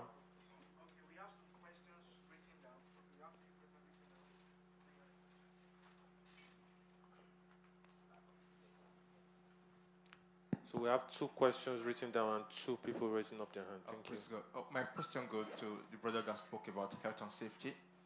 So I was going to ask, if you are in another field and you want to change to health and safety, do you need to get like construction health and safety? Is it just doing the diploma online, or is it possible for me to like secure a job placement with a company that does that? Okay. Before you respond, sir, can we just take the next question, Bra Modu, and then we'll go to the response. Yeah, thank you once again. Let me start with the health and safety. I was trying to go into it one time, and then I met some people online. They said they would train me, and after training, they get me job. Is it true that they do that after training you? You pay a certain sum of money, and when you finish, they get you a good job. Is it true? The secondly is if I want to go to any of these professionals we have been mentioning since morning, all these people that have been talking, is anyone of you ready to assist me, to mentor me from A to Z? Thank you. I think we should appreciate him for that question. So, okay, I will read out some few questions. Okay. There are 3 questions here. As an engineer with an MSc in mechanical engineer, what role is advisable to apply for to be qualified as a health and safety officer? HSC. That's the second question. The second question says, are there graduate roles for the position of health and safety sector? If any, where can we get info about them? And kindly suggest firms, organizations we can apply for these job roles. The third question from the same person, is a degree necessary to be able to be a health and safety officer, or is the NEBOS certificate enough alone to make you qualify? Okay, so I'll start with that. Okay, go on. I think it's enough to... So you don't necessarily need to have a degree to do health and safety, but you need certification. So basically the NEBOSH exams or training, you need to do that because it's one of those jobs where they will ask you for certification. So you need that NEBOSH certification to be able to do the work. Sometimes you could be lucky that no one will ask you for the certification. If you, for example, meet someone like me and I talk to you and kind of train you, you will be able to do the job. Because basically the job is getting to workplace, making sure you put things in place to prevent people from getting injured. That's all. It's simple. However, you will face a lot of people. And you know how, I don't like saying white people, but you know how they can be very resistant when they know you are not white. You know what I mean? So you have to understand that you will face challenges. People would look at you and tell you, you don't know what you're doing. But you will say to them, listen, I know what I'm doing because that is why I'm here. So you need to understand, you need to know what you're doing to do the job. And that's why I always advise that do the certification first, because when you do, you can then speak as an authority. If you don't have the certification, at some points you will not be able to say something, when people challenge you. So it's good. What's the other question, please? Okay, it says here that can you suggest if there are firms, organizations we can apply for these job roles? So it's just like every other job. You just need to go on Indeed and CV Library everywhere and just apply. Just type in health and safety coordinator, health and safety advisor, health and safety manager, but like I said before, it's advisable to start as a coordinator or as a consultant. Look for a consultancy firm, join them. Is the best way to start because they will train you, they will attach you to someone. You shadow that person for about 2-3 weeks and you just pick it up from there. Okay, I think to retrace based on this question, the support system after this, sir, is that your question? Use the word A to Z, so is that support system? Yes, obviously I'm sure every one of us who's spoken today would be able to support anyone who needs support. My number, you can get my number from the organizers, and please call me anytime. I'll support you as much as I can. Wow, thank you. Now, the next question says, how do you become an health and safety coordinator or consultant?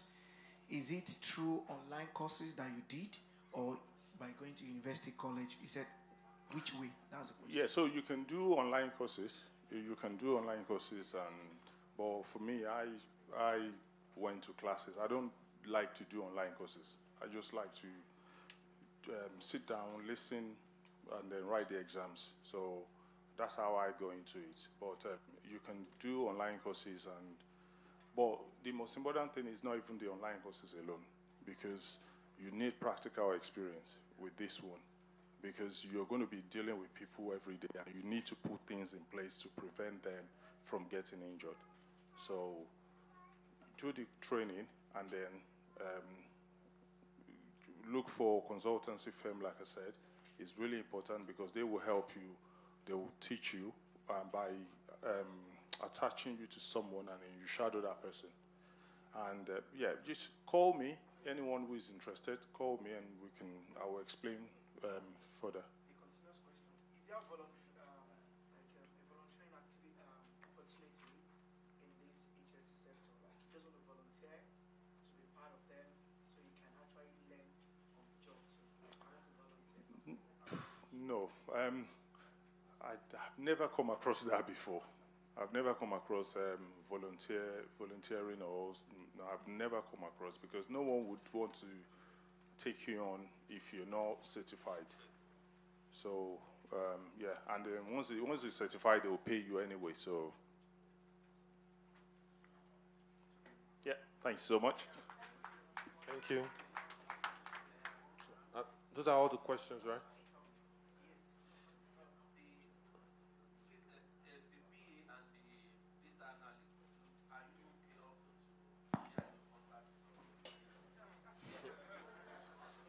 I think for the contact, we'll speak to the Gideon Army. We'll organize that and relate to. Let me say something on that. Okay. Sir. For me, I mean, by all means, people have gotten my number. You can get my number. That's not the issue. It's a two-way thing. It's about time. Okay, have I got the time? Have you got the time? Are you ready to put in the work as well? As you can imagine, if you're calling somebody, you call them, they speak, and you're not ready to even look for the job. There was a point. So be sure that you will want to put the work in as well. So it's a two-way thing. Be ready to put in the work. I'm ready to support as well. Yeah. All right, thank you. So we'll be going to our next session now. So we'll have Yemi, cybersecurity professional. After Yemi, Olumide, procurement professional. After Olumide, Olalekon is a senior project planner. And finally, we're going to end with Ados, the train manager. Thank you.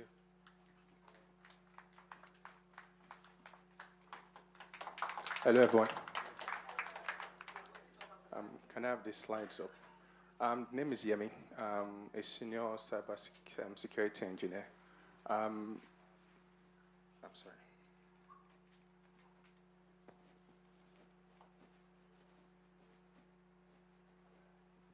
What's cybersecurity?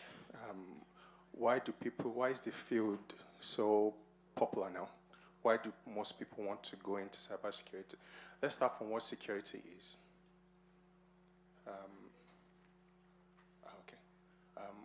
Let's start from what security is. The idea of security is, or cybersecurity is, you protecting the devices you use and what the devices do, or what you do is such devices. In other words, I want to believe everyone in this room is security conscious. Everyone in this room has an idea of what security is. Does everyone in this room have a phone? Do you have a PIN on your phone? It's now more advanced. You can use your face to unlock your phone or your eyes to unlock your phone. That's a form of being security conscious.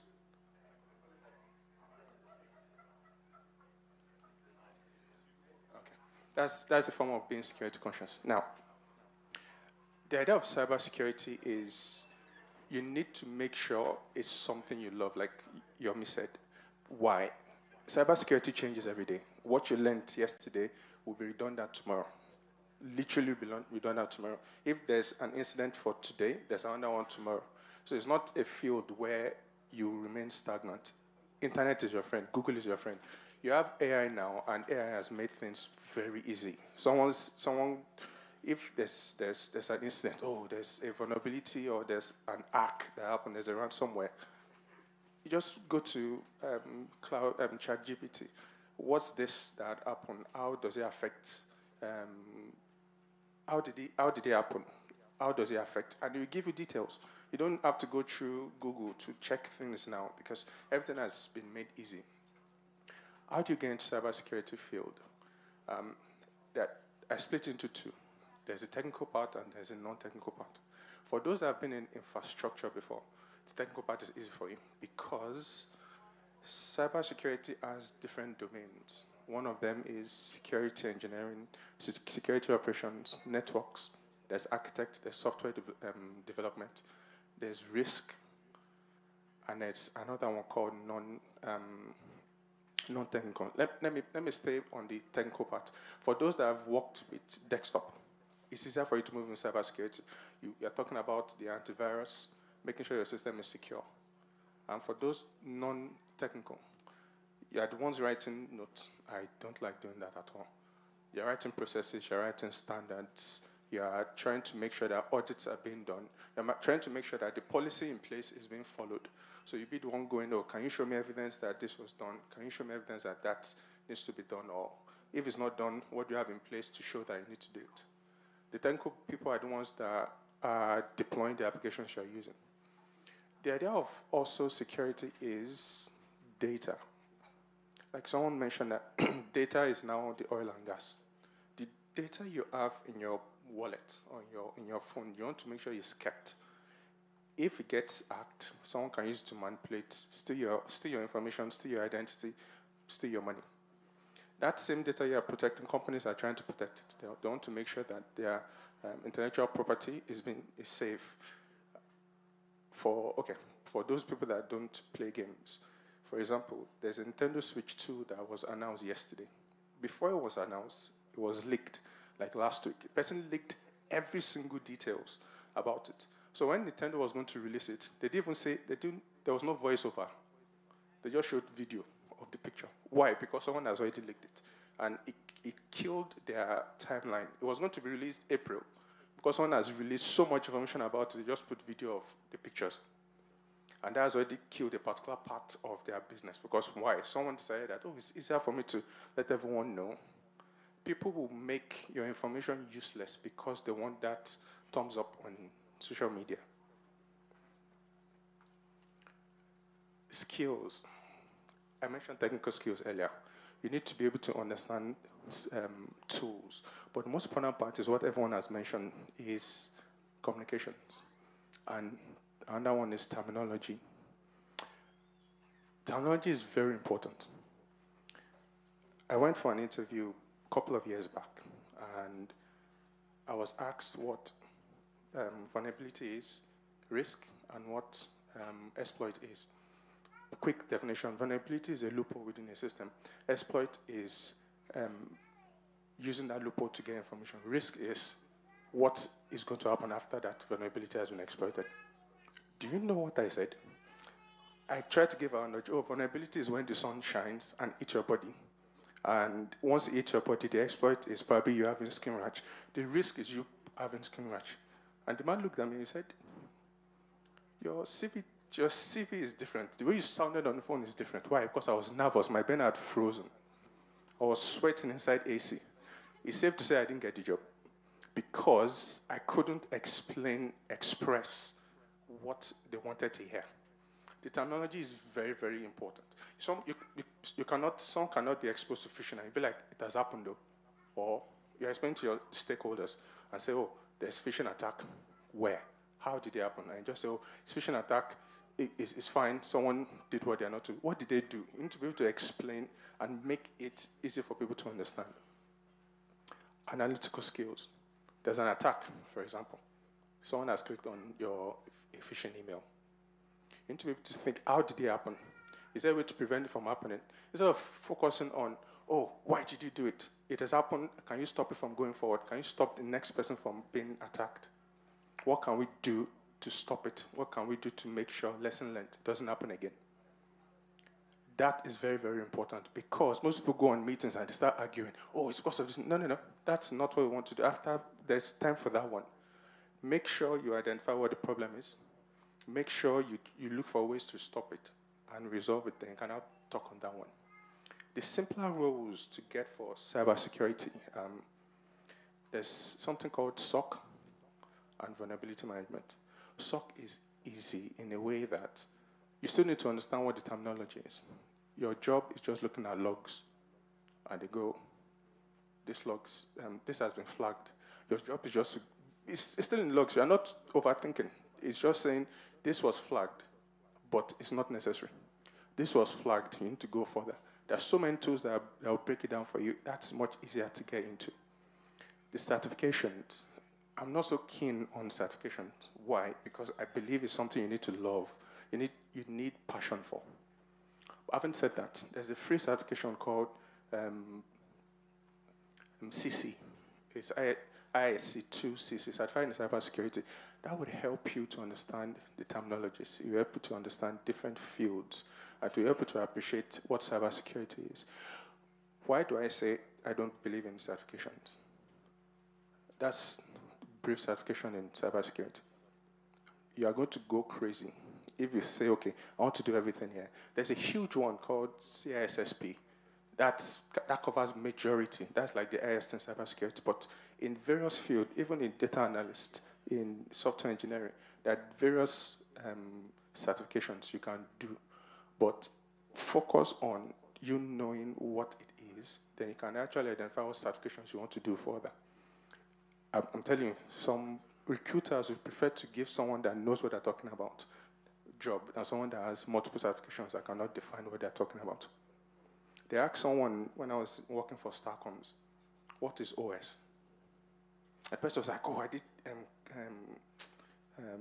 something engineering, systems engineering in LASU. I have the certification. So. What is an OS? And I was like, OS, yes. And I felt disappointed because I went to LASU as well. And the person was like, oh, are you sure you did system engineering? I said, yes. I just said operating system. How would you do system engineering without knowing what an operating system is? He didn't get the job. But he had certificates to show that he knows it. But he doesn't know what the role is for or what is required of him. I mentioned earlier SOC. SOC is easier to get to. There are so many. There's this tool called SIM. There's Splunk. Splunk is most popular. Is Security Information Events Manager. It's just showing you logs that an email has come in, the email is fine, an email has come in, there's an attachment that it thinks there's virus. Your job is for SOC, is to see the alerts and go, okay, this is false positive. This one is not sure. Send it to the next person. That's your job. You're not trying to resolve it. It's easier for you to get in than for you to get to the next stage where they say, okay, find out why is vulnerable. Then you need to now figure out what tool should I use to analyze the vulnerability that has been found. Vulnerability management, Qualys. There's a free certificate you can, there's a free training you can do for vulnerability management, and that one is Qualys. I did it first. It will help you understand the process of vulnerability, how to identify vulnerability, how to resolve it, and how to communicate. YouTube is your friend. Internet is your best friend for this. It's easier to go, yes, I want to go into cybersecurity. I want to go to class. I put this there because I know some people know cars. The one I marked in red is under end of discussion, 2006. Cybersecurity discussion does not end. What people are shouting, hey, it's happening today, they've forgotten it tomorrow. When NHS got hacked in 2017, how many people remembers that? Now, most people don't even care about that anymore because there's another thing that is affecting their system. Your phone, from WhatsApp, by just clicking a link, some people, their bank details is gone. Why? Because they didn't check what that link is about. Your parents will send it because they trust whoever sent it to them. And whoever sent it to them doesn't even know. How to get jobs. There are so many job posts like they've mentioned, CW jobs, JobServe, Total Jobs. You can, AI is your friend, please. Leverage AI. I'm not so keen about talking of money, but for SOC, the entry point is 30,000 for permanent. You get more money for doing contract jobs, so you can start from 300 to 500 per day. That's me. So leverage AI. The terminology is very, very important. Thank you.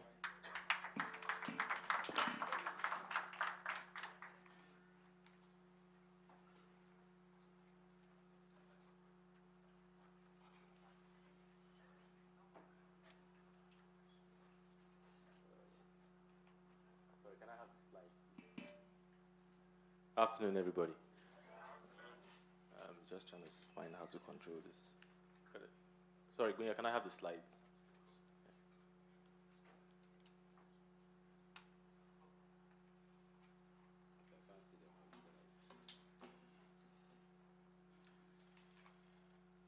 Okay. All right, okay. Good afternoon, everyone. My name is Olumide Ariba, and I work in procurement. So essentially, I'm here to talk to you today about what procurement is, what we do, how you can get into procurement, and some exciting aspects about procurement. Okay, so what is procurement? Procurement is essentially the process of acquiring goods and services, works from external sources through something that we call a tendering or competitive bidding process. Now, the goal of procurement is to obtain the best value out of the exercise. So you want the best price, best quality, best terms and conditions, and ensuring that you are compliant with the regulatory standards of whatever you are trying to procure. So essentially, whatever you're trying to buy. Now, one really good thing about procurement is that it is a role that exists in almost every industry in the world. So we're talking about healthcare, education, social services, IT. In fact, everybody that has spoken today, there is an aspect of procurement that exists in those jobs that they have spoken about today. IT, data engineer, all. In fact, I was showing this data person a procurement job today. They all work for procurement, to be honest. So what that means, what does that mean? That means that there is a very, very wide opportunity for people to come into procurement, to develop in the procurement field. And I think that's one thing I really want to emphasize in here. There are lots of opportunities in procurement. Now, what are the kind of things that we procure? So essentially, if you recall now, I mentioned that there are lots of, it exists in every industry. So essentially, there are lots of opportunities in procurement. What does that mean? From very simple day-to-day things like office supplies, raw materials, furniture, cleaning services, low-cost things that have low specification and low value. And then we're talking to very, very complex procurement. So things like construction projects, aerospace, defense, trains, military equipment, submarines, jets, fighter jets. Think anything that you can imagine in there, we can procure. And those are really, really the things that we call high-value complex procurement. Now, those require high specifications, and essentially what we do in there is we work with lots of technical experts. So we work with engineers, health and safety, social services, data people, lawyers, commercial consultants, cost consultants, the likes. We have interactions with a lot of various stakeholders in the way we carry out our role. And it's really very exciting. By working on procurement, you get to learn about a lot of different things. You get to learn about whatever it is you're actually procuring. So if you're working on a construction procurement, you learn about construction. If you're working on financial services procurement, you learn about financial services. If you're working on oil and gas procurement, you learn about oil and gas. So it's really, really very broad, which means there's just, again, lots of opportunities to work in procurement. So how do you get into procurement? So now, you don't really need certification to work in procurement, but a certification is a plus. So there's something in procurement that we call the Chartered Institute of Purchasing and Supply, which is a certification that most experienced procurement people require. However, for people that are trying to get into procurement, there are a few skills that you just need to develop and maybe highlight on your CVs. So we're talking about things like analytical and numerical acumen. So do you know how to be analytical? Do you like working with numbers? Highlight that on your CVs.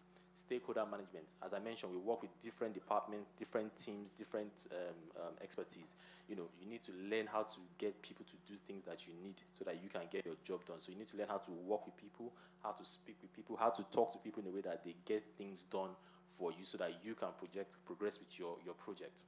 Negotiation. So we're talking about money here. You need to learn how to, it's not just negotiation on money, but also on terms and conditions. Learn what to give and take. Learn how to meet someone in the middle, or how to bring someone to meet you in the middle. Negotiation skills, attention to detail. If you say something in your documentation and it's not what you actually wanted to say, it can cause legal issues. So you need to make sure that you have very high level of attention to details. You're also going to be working with numbers. You need to make sure that your numbers work right, that your numbers they add up to whatever you wanted to, add up to what they are supposed to add up to. So you need to make sure you have, when I say also attention to detail on terms and conditions, contracts, values, all those necessary things that support the procurement process. You just need a very, very high level of attention to detail. You also need to be IT savvy. We work with lots of systems. As I mentioned, we work with IT people as well. So if you are in something that we call IT procurement, you need to be aware of procurement systems, IT systems, and all those other systems that actually support your procurement project itself. And also you need to do what we call thinking outside the box. One thing for me is that AI can never take procurement job. AI cannot think about, there are some things that AI cannot do, and procurement has something that needs a human touch. Thank you very much. It's a human touch, and there's no way AI can take that over. I can use AI to actually support my procurement job, but AI will never be in a position that it can take my procurement job. So you need to be able to think outside the box. We're very solution focused. There's always lots of problems, so you have to come down, sit, think about how to solve problems for your stakeholders, and that's just something that AI cannot do for you. So another thing is how to get into procurement. Is considering a degree in business administration, supply chain, and logistics or a related field. Now, you can be, like I mentioned, procurement is very vast. So you can be anything and work in the procurement of that situation, of that education that you have. There are engineers in here. You can be an engineering procurement person. We have health and safety people. You can be a health and safety procurement person. So it's very, very vast, and as such, just makes that there's lots of opportunities for you to work in procurement. Another way of getting into procurement is if you're currently working in an organization and there's something going on with the procurement team, there's a procurement project going on, you can support the procurement teams by helping them on that project. And by doing that, you start to learn things. And to be honest, if there's an opportunity, they can actually help you to get employed into their teams. It's something that we've done before, that I have actually done before. I've worked with someone who was not in procurement. They were in project controls, and they were supporting us on our project. They really wanted to learn about procurement and come into procurement. And after they supported us, there was a role that came up, a procurement officer role, and we were able to get that person into the team. And that's how they started their own procurement journey. And to be honest, once you get into procurement and you start to understand the job, you learn the job, the sky is the limit. You can progress to lots of different things, and there's lots of opportunities. I keep talking about opportunities. Lots of opportunities for you to progress in the procurement career as long as you develop yourself along the way. What else can I talk about in there? All right, so I talked about the training, and salary expectations. So I talked about the Chartered Institute of Procurement and Supply, that's the CIPS. They offer various qualifications. Now, you don't really need to finish CIPS certification before you apply for procurement. You can say it's ongoing on your CV, and that's actually taken into consideration as well. Also, companies will sponsor you to have your CIPS accreditation so that you can become a more accredited procurement professional. Now, because procurement is so wide, there are various ranges of salary expectations. Now, for entry-level salaries for graduates, procurement assistants, buying assistants, procurement support, you can range between 25 and 30,000 or even higher than that. Again, as people have mentioned, it all depends on the industry that you're in. Some industries pay a lot more for their graduate role, and some other industries pay less for their entry-level roles. And then we're talking about the experienced procurement people who work on more complex procurement projects, very high-value procurement projects. We're talking about the range of 60 and 80,000, and that's depending on their experience and the responsibilities that they cover in their roles. We also have interim roles. Now, interim roles, we can range between 200 and 1,000 pounds per day, again, depending on the nature of the project, the industry, and the value of the project that you're actually working on. Now, one other thing I wanted to mention about procurement, because as I keep mentioning, it's very, very wide. We have two different types of procurement. There's public sector, private sector procurement. Now, this is procurement that is carried out by private companies. Minimal regulations and award of contracts can be carried out and non-contentious. Now, what I mean by non-contentious is if I award a contract to a supplier, the other losing suppliers may not bother the contracting authority about the award of that contract. So, and that's it can also be done by networking. So, just knowing people, they can award contracts to you in the private sector. And then we have the public sector procurement, which is conducted by companies in the public sector. We're talking about the NHS, Department for Transport, DHSC, in all the public sector bodies that you know. Now, these procurement projects are usually highly regulated by something called the PCR 2015. So that's Public Contract Regulations 2015, UCR 2016, Utility Contracts Regulations, and then CCR 2016, which is Concession Contracts Regulations 2016. There's also something coming up at the end of February, which is something called the New Procurement Act that's going to be replacing all these current regulations. And a lot of procurement people are taking trainings for them to be relevant on this Procurement Act now. Now, award of contracts in public sector procurement can be legally challenged by the unsuccessful suppliers. So essentially, you can go to court for the award of contracts, which is where all these attention to detail and making sure that what you said is what you've done comes into place. I've been to court on a procurement project. The unsuccessful suppliers were not happy, and we had to go and defend that in court. However, we came out successful. And yeah, thank God for that. It's a lot of, you have to also have a high level of integrity. There's lots of money involved in our procurement projects. We're talking about contracts from hundreds of millions to billions of pounds in here.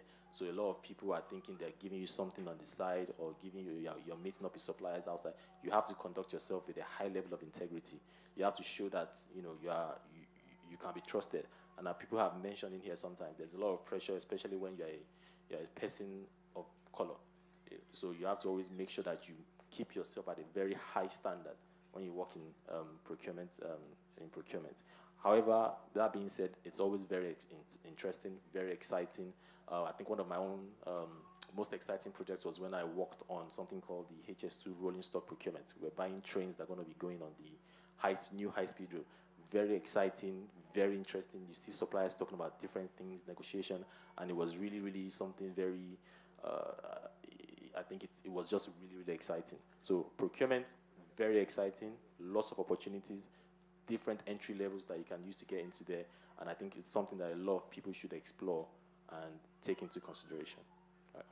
Thank you very much.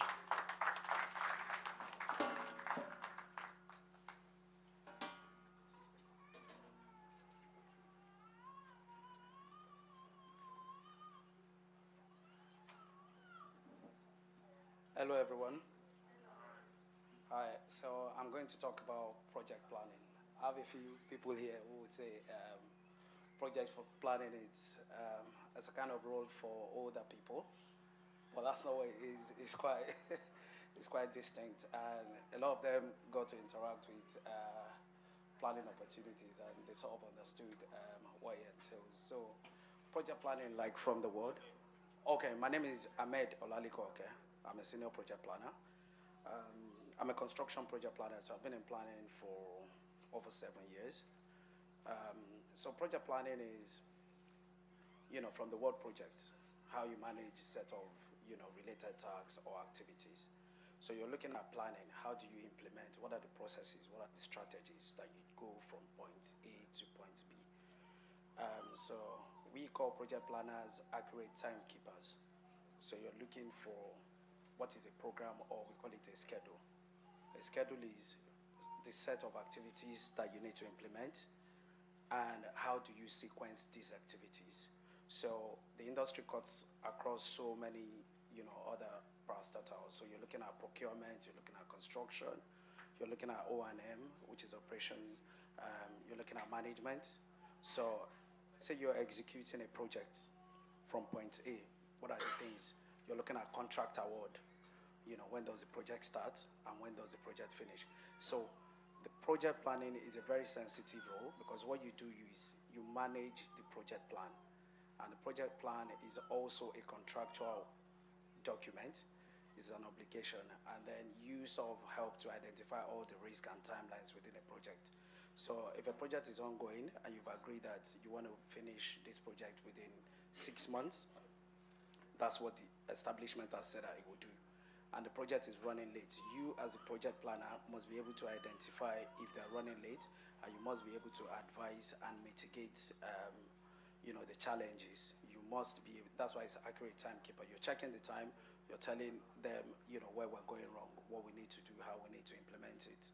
So it's very exciting because it's a 1 + 1 job equals 2. So this is where the problem is. This is what the solution is. And when you're working on project plan, we use 3 softwares mainly. They're called Primavera P6. Some of you might be familiar with that. Or Microsoft Project. And then the third tool, which is widely accepted in the UK, is Asta Power Project. So those are the 3 main software that we use for managing projects. And project planning cuts across manufacturing, so ranges from like manufacturing, construction, renewables. I work in the renewable sector presently, so there's a lot of opportunity in that sector as it is.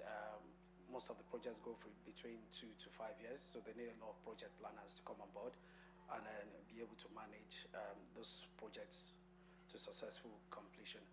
But the project planner is different from the project manager. The project manager is managing the day-to-day activities of that project, while as a project planner, you're managing the schedule, which is the time, the program, from point A to point B, how long it takes, what are the resources involved. Sometimes you might be expected to manage the cost, but very seldom. Usually you have a commercial team managing the cost. So how do you get into project planning? Is basically you can take some simple online courses on MSP, understand the terminology, what is a critical part. Critical parts are the essential activities that might delay your project, So you might have a project where you have 100 activities, but it might be just 10 of those activities that will push your completed dates out. So as a project planner, you need to understand what are those critical core activities that can delay, the project. So simple online course, simple training to understand the software, understand the terminologies within the industry, and then so you're able to flow within the team. You also work with different team when you're on board. So from the initiation of a project, you're talking to the commercial team, the big team. Your company is going out to try and get a project. You're telling them, oh, this project will be done in 2 years. So you're liaising with different people that are going to be working on the project. And when the project goes live, and you're working on it, you're also liaising with them to also mitigate the risk and identify all the challenges that are in the project. So you are involved with a lot of stakeholders. But it's a very relaxing role because you don't need to do your progress more than once a week. So you might be lucky to work in industries where you're managing 1 project. Sometimes you're managing 5 to 10 projects. So it depends what kind of organization you get into. So if you're managing 1 to 2 projects, you're just there. You run your progress reports maybe once a week. The rest of the week, you're just trying to better yourself and understand how to improve yourself within the, within the company or organization that you're working for. So what else? Salary expectation for project planning. The entry salary for project planning is from like 42,000 for like a starter, and then when you become senior project planner, you're looking at 65 to 75 upwards, and then you can have a career progression to become a planning manager where you earn 80 and above. So it's a very exciting role to get into. So that's it.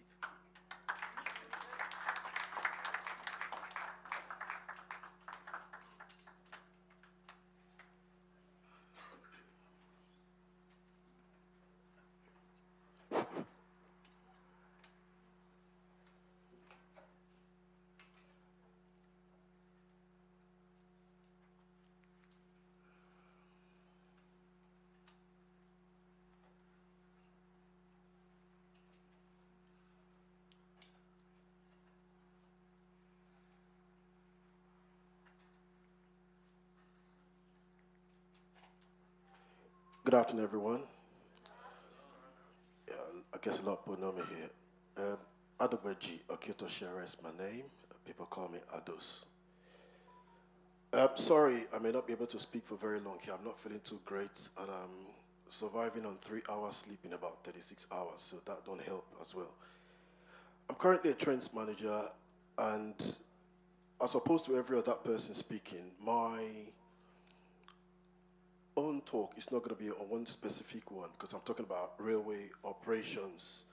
So it's not on one particular thing. And the key thing to note is virtually everyone who's spoken here, at least, probably just about maybe two people here are the exceptions to those that work where I work on the railway.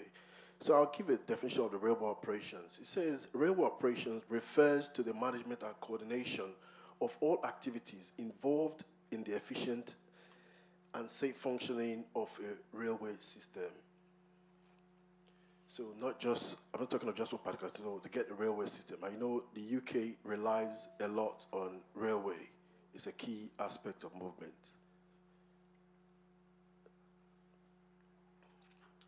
So we've got different aspects of railway operations. There's train movements and management, infrastructure, signaling and control. There's customer services.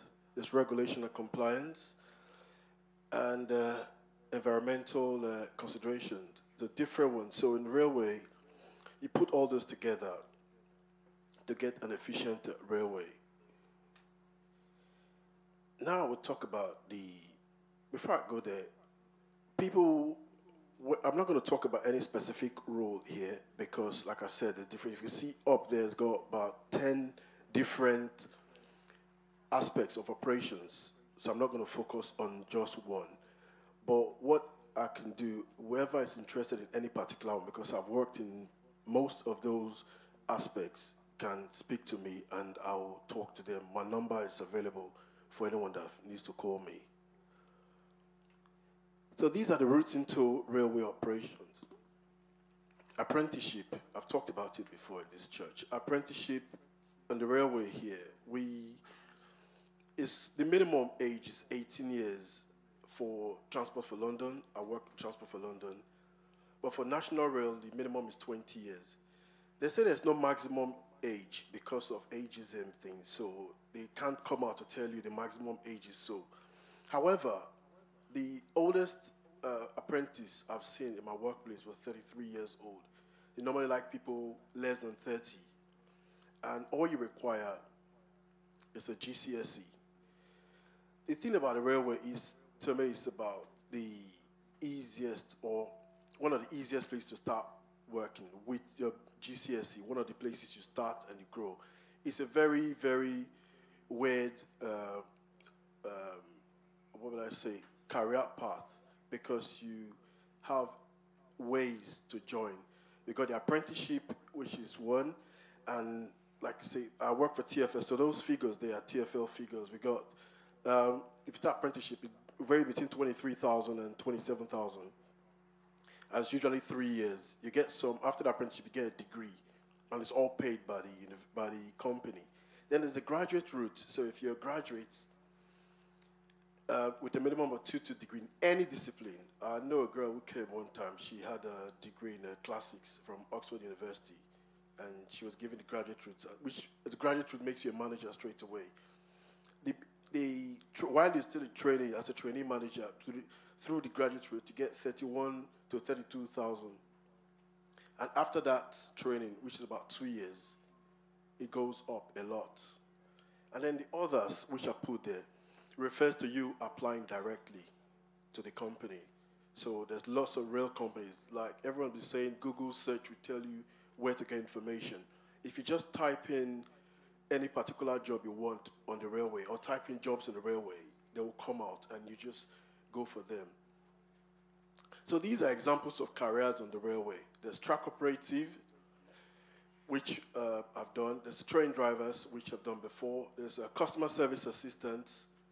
There's a train manager, which they've got senior conductor. Those are the people that check tickets on the trains on National Rail. Revenue officers, signaller, the ones that control the lights or like the traffic light system, which get the train to work. I've worked with them before. And then operations management, which I do in my role. So these are all different roles, all requiring different entry criteria. But I can tell you one thing with the railways, you start with a GCSE and you can go to any of these roles here. That's the thing with the railway. You don't need too much education. Having a degree helps, but once you get in, you go out. My first job on the railway in 2006 was as a customer service assistant, or station assistant was called then. That's my first role before I left and then went to be a track operative. So for the track operative, it's a different set of training. You have what all you do is do what we call them tickets. For those in construction here, they will understand that. They call them tickets. So it's a training. Some of the trainings are 3-day training, some 2 days training, some 1-day training, and you start working. I always tell people, if you come, if they'll get into railway, the fastest thing is to do these trainings. Those are what up there, the tickets. PTS tickets to work on network rail, basic track awareness, you can work with London Underground. That gives you an idea of what the track layout looks like to keep yourself safe. Track induction, if you're working a network rail operation, if you're going to work in Northampton, we have one just in Farcourt in there. If you want to work there, you have to have track induction. CSCS certification, if you're going to work sometimes in the heights or near traffic, where you're going to have construction sites, you need them, the CSCS certificates. Manual handling is there as well. Those are tickets as well. And these are all, some of them are 1-day courses. Then medical tests, that's the one you do. They choose, they give you where to go for it, and you go and do your test. Then course. When you've done all these, you can do a course thing, and you work for the railway as well. Like I said, I'm not going to talk about any particular one, but anyone you're interested in, you can let me know, because I've been through different fields. This is my 19th year on the railway, so I've been through a lot of them, work with different people in operations on the railway. Is the railway for me? Long hours. Yeah, I've been up since 4 a.m. yesterday, and I'm going to go to bed soon. I've been up since 4 a.m. I'm not joking. That's why I said I just want to do and then go home. Shift work, you can start 7 o'clock today. Tomorrow you start 10 o'clock. If you can't do it, if you can't cope with shift work, don't do it. They will tell you shift work or night work, you live shorter lives. And that's the truth, I can tell you. So people who do railway work, they tend to retire early. Sometimes by 55, they retire 60, because your shift work, one day you go to bed at 10 p.m., the next day you go to bed at 4 a.m. So it's all different.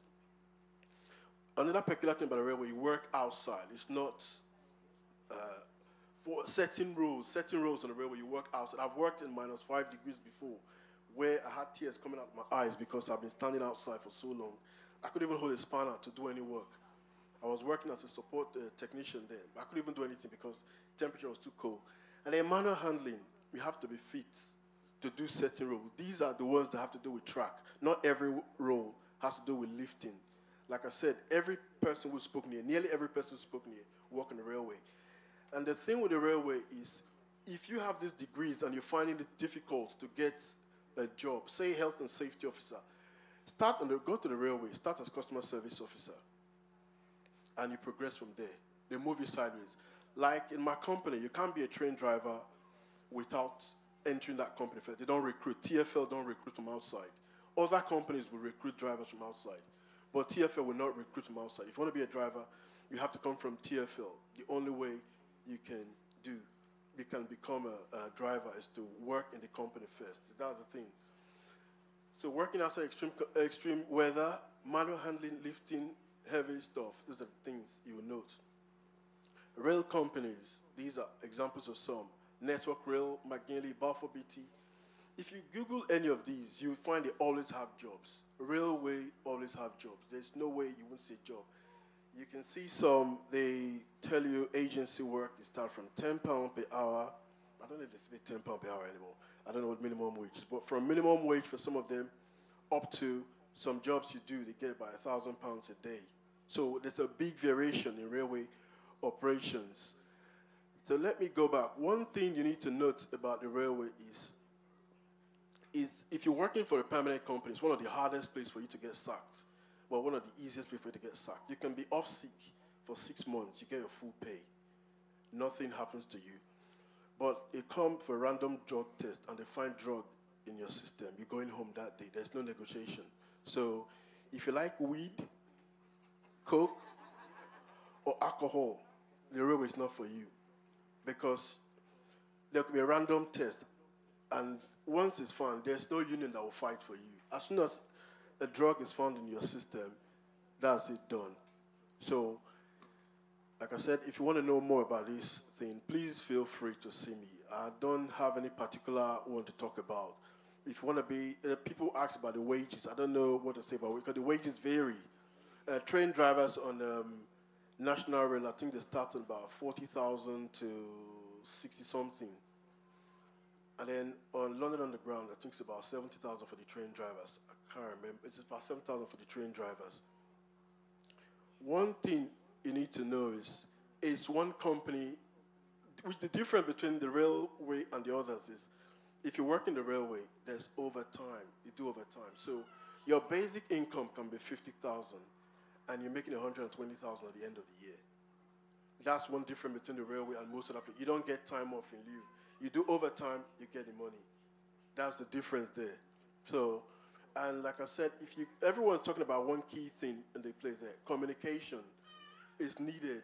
That's one key thing. Communication, ability to be flexible. I've interviewed train drivers, and this guy was talking and talking and talking. And I said to the guy, I was looking at this guy. It's a black guy, and it was me and some other guy interviewed. And I was with my eyes, stop talking. You've said more than enough. And if you carry on talking now, you're just going to say something that will make you lose this job. So ability to communicate is a key thing. Flexibility is a key thing. You need to be flexible and be willing to learn new things. Thank you very much.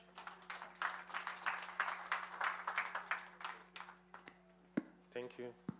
So we'll go to question and answer now. Do we have anyone with questions for the facilitators now?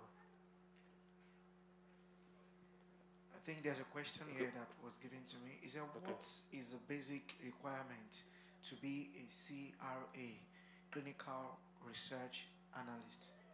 Okay. Someone also asked questions. Yeah. Let's just take 2 questions before we go to the next one. All right. Thank you very much. My question is basically a request that can we have the LinkedIn accounts of all the speakers so we can sort of follow them and whenever require advice. Okay. Any other question? Okay, so back to you, ma. Yeah, I would say it's a degree certificate. You must actually go to uni because it's you must go to uni. You must have a degree certificate. Is it any kind of degree or a degree in the line of? You have to be a nurse. So clinical. Yeah, thank you. So degree in, I would say in any, but not in any. So, for example, myself, I don't have degree in science. I've got degree in accounting, but I moved. But now I think it's a prerequisite for you to have a degree in science. But having said that, I've seen people that do not have degree in science and do this. So it's not really a problem. Yeah, it's just the transferable skills. Yeah, so. And I can say if you actually work in ed sector, like a carer, you've got the experience, so you can just transfer it. Yeah. I think so. She's asking that is it any science course? Any.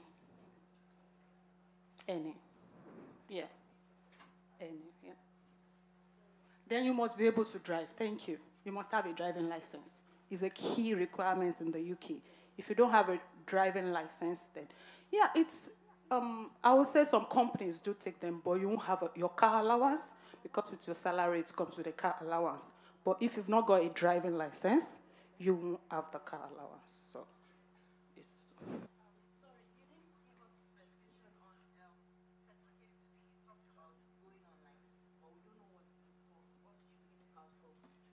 There's no certification for a CRA.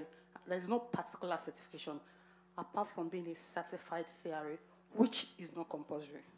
Like I said, it's not compulsory. Just do trainings, go to YouTube, you see trainings on it, read about it, and that's it. But there's no particular certificate for it, apart from being certified. And you can even work years before you get certified. It's not compulsory. Thank you, ma'am. And one more question. Okay.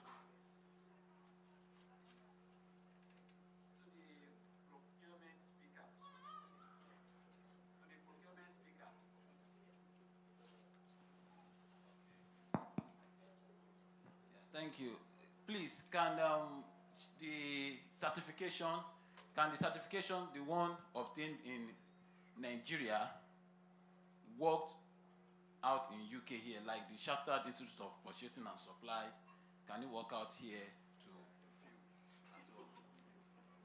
You like book, Abi? Like to read. Right. So to address your question, I think it's a general response. Our Nigerian and maybe possibly African mentality tells us to read.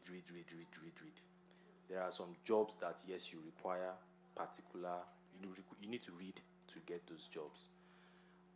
Personally, I studied business administration, and then I did a master's in procurement. I have MSIPs, I have CIPS.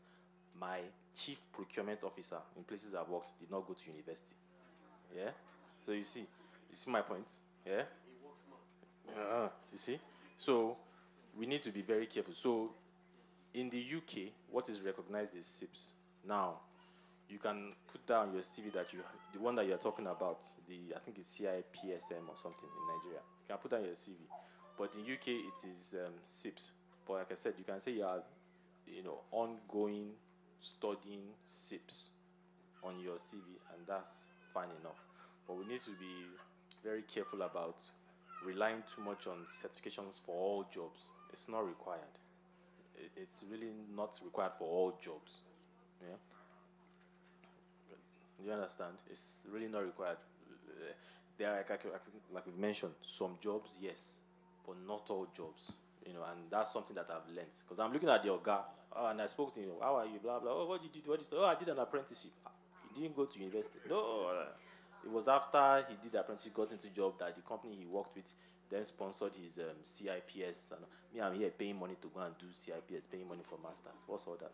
So you see, we need to be very careful. Some jobs, it's just transferable skills that you need. And when you're on that job, you identify the actual certifications that you possibly take you higher.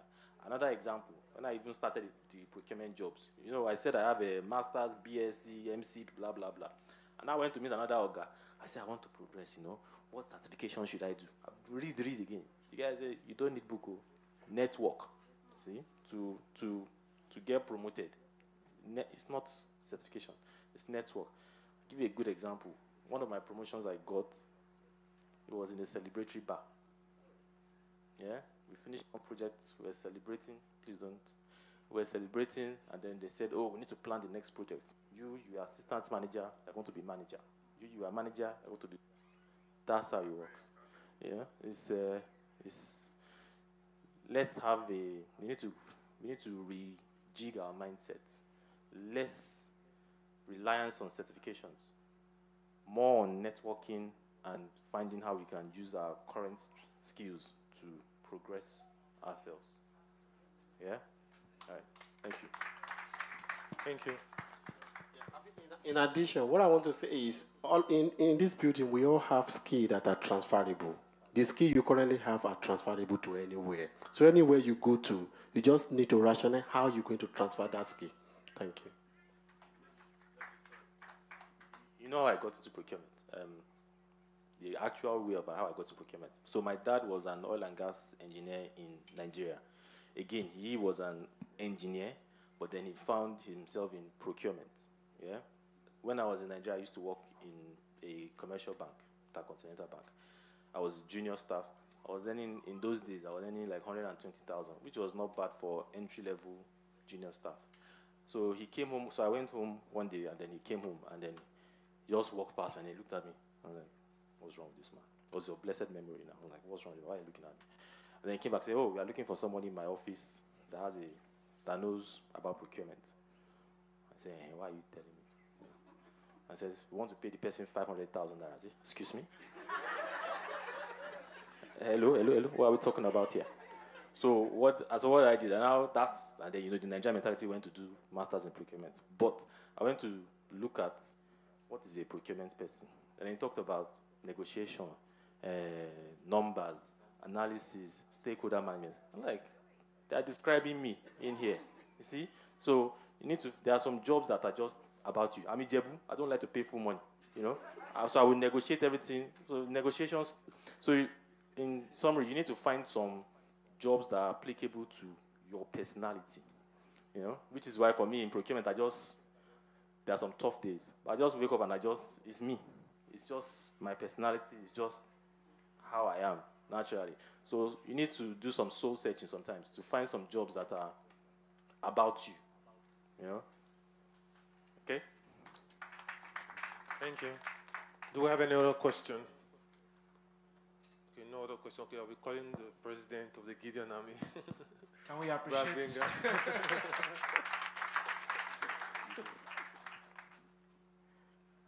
Thank you, everyone. I just want to say a big thank you to our guest speakers as they have honored my call, and thank you so much. Please help me to appreciate them all, please. Because I called them once and they just answered me and said, yes, let us get this thing done. So now we've heard everything. Let's just go through it. Let's analyze it within ourselves. Let's see where does my strength lies. That was the reason why we did this. So you'll hear different people talking about their career paths. It's just for us to now see where do we see our strengths. Because when you are working with your strength, it makes life more easier for us. But with the permission of our guest speakers, do you give permission to share your slide and your details with everyone that is coming to us? I'm putting a spot here. Okay. So if you need any of their slides, please see me. I will share my email address, but if you have a pen, you can say it's Golf Echo Echo, Bravo Echo Echo, Indigo Yankee, gbini@icloud.com, GWEBENIYI@icloud.com. You didn't get that? Okay, we'll put it on the screen. So we'll just put it on the screen later. So just to say big thank you to everyone, and thank you for coming to this event. And I'm so glad that we have good size number. And if you have any question that you still want to ask after today, please let me know. And it is on the church YouTube page. So if you still want to revisit it, it is there for us to revisit. And Pastor just told me that if you are a leader in this church and you are in this house, please wait. HOD, ministers, assistant HOD, please wait. Don't go anywhere. Thank you so much. Deacon Samuel, please come and close this with prayer for us.